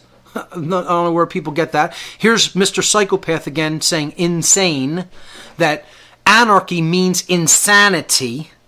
Okay? Obviously a total totalitarian, authoritarian, and a broken slave. A house slave. Let's just call that person what they are. Okay? That's called a house slave. That's what that person is. It's not my opinion of what they are, and I'm not making an ad hominem attack. It's not an ad hominem attack. I'm calling them a name, but it's the truth about what they are. Somebody who believes that anarchy, meaning the state of the absence of slavery, is insanity, by definition, is someone who considers so greatly, so definitely, that there must be slavery, that they can only be a house slave. They're the perfect golem. The perfectly possessed and perfectly destroyed individual whose soul has been completely destroyed. That's what that person is. To say insane is the first word that comes to their mind when they hear the word anarchy. So anybody that thinks there shouldn't be slavery in the world is insane, huh? We're gonna find out, aren't we? We're gonna find out in the post-governmental world just how insane the interactions are between people who believe that this form of slavery should continue and those who know that it's illegitimate and are going to make it stop. They're not just going to say they disagree with it. At some point, it's going to be made to end. Other responses to this question were nothing writes sons. There's that TV show thinking again. You know, just like Sovereign Bank, that response. Sons of Anarchy. It's the first word they think of because they're a TV head. Violence and then chaos. And Yahoo, which is kind of a cool little response there, you know. So, anyway, let's move on to the next slide, which is the pie chart breakdown of this question. Slide number 22, question number 10. What do you think of when you hear the word anarchy? 50% saying chaos, 12% with the correct, 12.5 with the correct answer of freedom, government, slavery, and rebellion, rounding out the rest of the chart, and other responses forming 20%. Next slide number 23. Choose the set of statements which most closely resembles your own thinking. And again, very appropriate that this is slide number 23. Asking people, is government necessary or not? Okay? Which is obviously what they have to understand in order to get out of the mind control. 23 being really meaning in the occult to get out of mind control. If there was no government, there would be chaos. Human beings could not live peacefully amongst each other without government. They would never be able to find voluntary ways of interacting with each other without government. Government is a necessary institution. B, government does not prevent chaos from manifesting. Left to themselves, people can use their minds to innovate and find voluntary ways of interacting with each other without government. Government is unnecessary, and human beings would get along just fine without it. Let's look at the responses. 62.5% of people believe government must continue. It is a necessary institution, and there would be chaos without it. 37.5% said, no, we don't need it. It's not necessary. We human beings could get along and find ways of interacting with each other peacefully without government, which, of course, I agree with. Slide number 24 shows the pie chart breakdown, with obviously over just about 2/3 of people believing that government is necessary and must continue to exist. And they believe it's necessary to prevent chaos, when in fact, that's the dynamic that's keeping chaos in place, because it's based on coercion of free will and ultimately violence and ultimately slavery. So what these people are saying, the response that they're giving, and I believe it is an honest one, these 62.5% of people are saying, government, violence, and slavery. Violence and slavery must continue in order to prevent chaos. Actually, the exact opposite is true. Violence and slavery are chaos and can never prevent that dynamic. By believing in this, you're continuing violence and slavery through continuing government, because that's what it is. It's violence and slavery. So that's that response. Let's move on to question number 12 on slide number 25. True or false? It is right and virtuous for certain people, such as soldiers and police officers, to follow orders of other people in the performance of their job.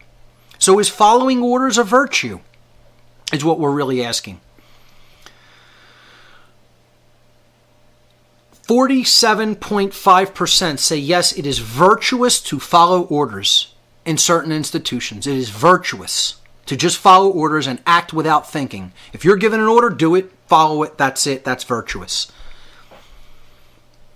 52.5% said no, that's false, it is not virtuous to follow orders unthinkingly. And we're going to see the mental schism that comes up with this in a moment. Slide number 26, question 13. If person A ordered person B to commit a harmful act against person C. So we have a triangle here. We have an order giver, an order follower, and a victim of the order follower. Okay? So person A orders person B to commit a harmful act against person C. Which person would be more morally culpable for the harm that resulted to person C? Response A is person A would be more morally culpable because he was the one who gave the order. Response B is person B would be more morally culpable for the resultant harm to person C because he was the one who actually carried out the order and did the action. We had a 70-30 breakdown with 70% saying person B, the order follower, is more morally culpable than the order giver. I think this is an encouraging response. I think we need to get it up to 100%. It's the correct answer that the order follower is always more morally culpable than the order giver.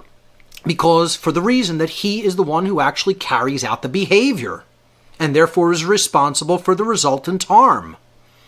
They're both responsible, but the order follower is always more morally culpable. So slide number 27 shows the breakdown on a pie chart. Who is more morally culpable, the order giver or the order follower? 70% saying the order follower is more morally culpable. Good response, but we need to get that up to 100%. And again, let's look at the mental schism with this and an earlier question. Okay? The cognitive dissonance involved. Who's more morally culpable, an order giver or an order follower? 70% say, well, of course, the order follower is more morally culpable. But then in the same breath, they're saying that order following is a virtue. 47% of people believe order following is a virtue. So how could you have almost half of people believe order following is a virtue? Okay? And then think, well, somebody shouldn't really act on an order and then go and commit harm. Well, if order following is a virtue, right, then how could you possibly say that the order follower is actually responsible for his own actions? It was virtuous for him to follow the order, right? Well, which is it? Was it virtuous for him to follow the order of person A and then go harm person C? Or wasn't it virtuous? Was what he did wrong and he should have judged the action based on whether it was going to cause harm or not? Total cognitive dissonance inherent in these responses. Look at the next slide, slide 29. Question 14. Choose the set of statements which most closely resembles your own thinking. Again, this is going to have to do with order following. A. Military officials and police officers are not always personally responsible for certain things which they do. Because if they are following orders as part of a chain of command, because they are following orders as part of a chain of command. I have another error in this slide. I got to take the word if out of there in the question. Again, you won't see that because I'll correct that before I post these slides to the website. Therefore, the responsibility for any harm that might be caused by them ultimately rests with their commanding officers. Okay, so we're saying that here the order follower isn't necessarily responsible for their behavior, that the order giver is more responsible. B, every human being is always personally responsible for their own actions. An individual, regardless of their job, cannot be absolved of personal responsibility just because they were following orders of someone else in a chain of command. The person who followed those orders is still personally responsible for any harm that they may have caused by taking those actions. So the personal responsibility always belongs to the individual. 82.5% said B. We are always personally responsible for our own behavior. 17.5% said A. That police and military aren't responsible for their behavior because they're following orders.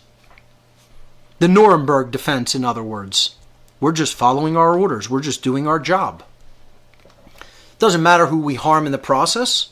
Had to do it because we were given an order. And we're mindless automaton drone robots that can't make free will decisions about their behavior based on knowledge of right versus wrong and whether someone was harmed by the action or not. No, we are commanded and we do, like good little robots. And almost 18% agree with that, which is again more cognitive dissonance. If people really believe that they were responsible for their own behavior, how could 18% of people say, well, people could just get to act on orders? And that's right.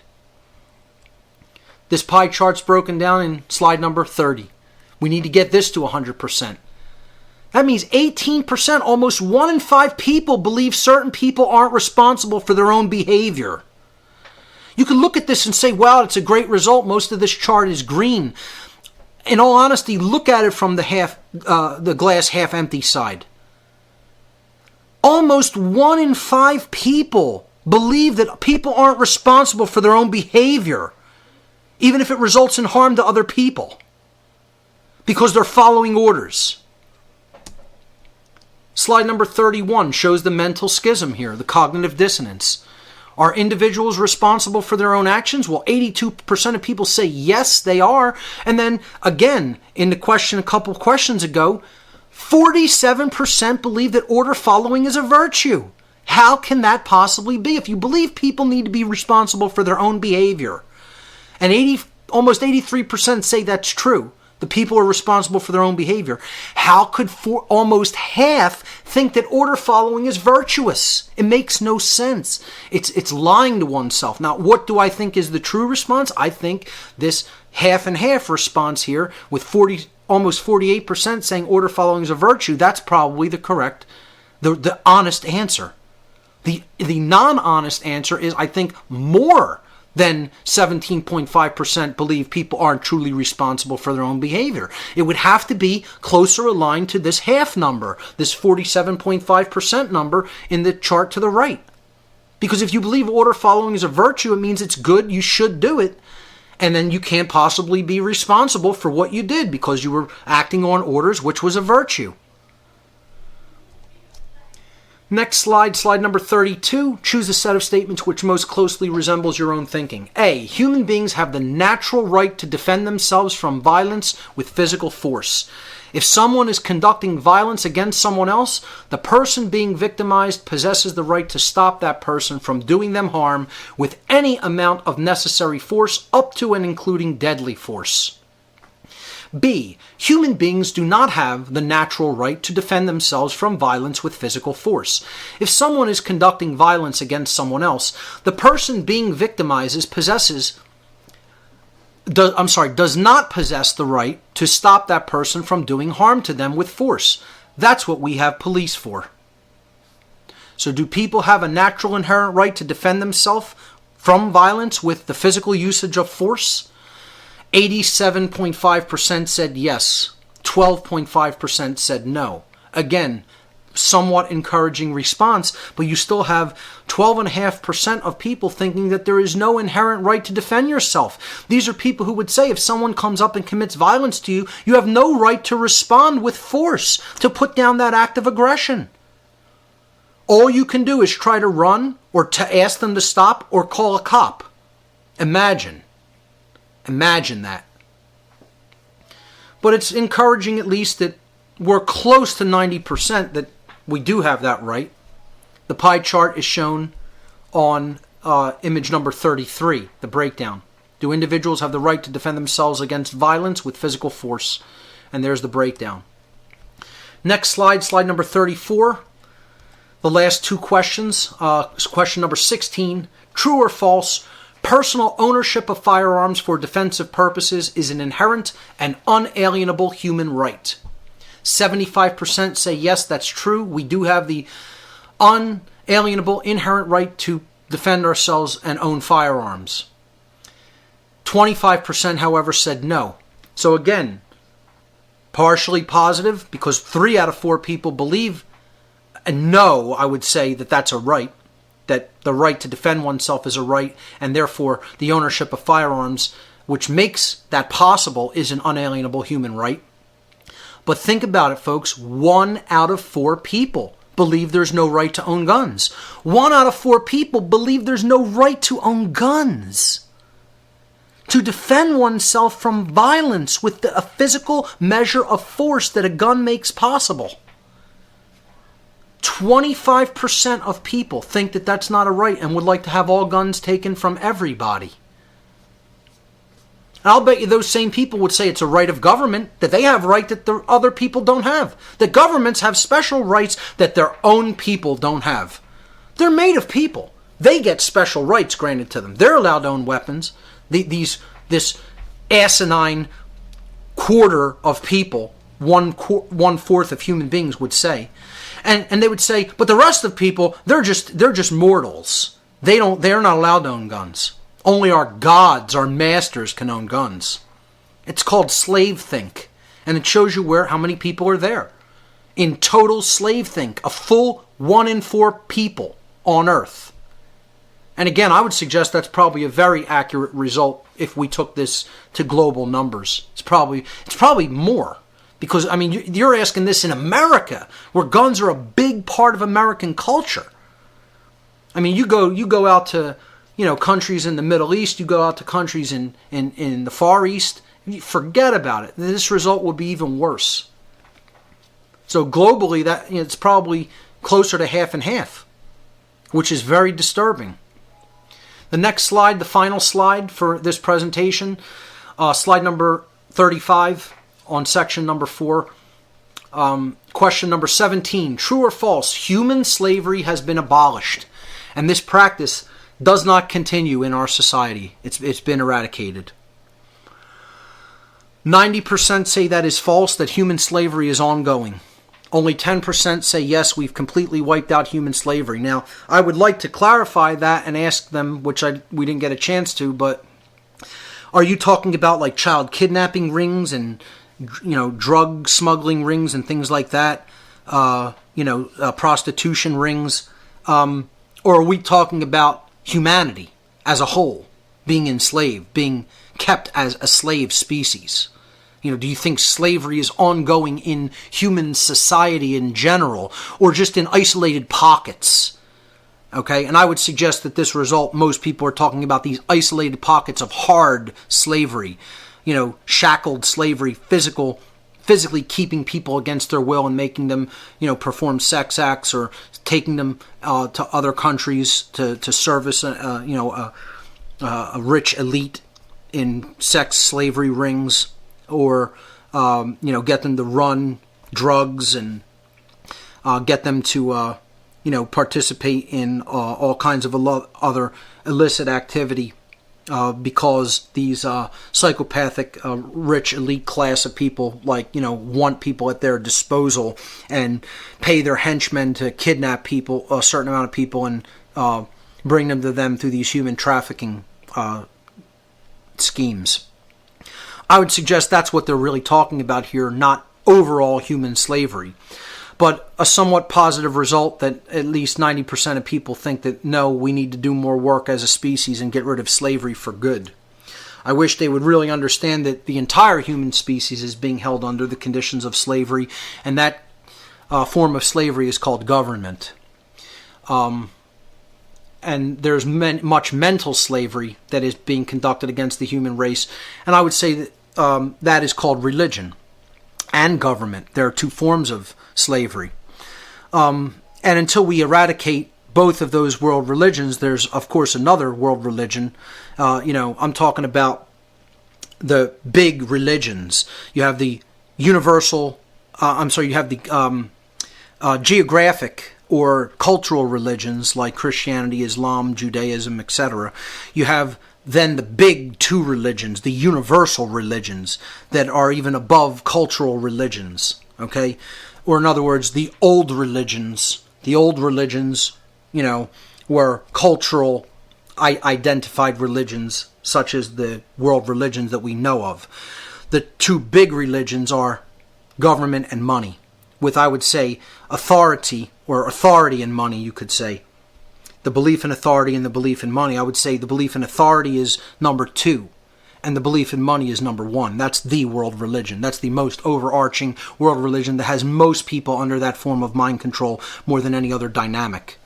Until we get out of all of this mind control through getting out of the belief in all of these religions, such as authority, money, etc., don't expect real freedom. And if any of the responses here, or all of them taken in the aggregate and understood, if you can really grasp the results that you're seeing here, are any indication, humanity is nowhere near attaining true freedom in the manifested world. As long as the thinking continues the way you've seen it portrayed in the answers to these social experiments, as long as it continues according to the dynamics that we are seeing here in the result of these homework assignments, it is an impossibility for freedom to manifest.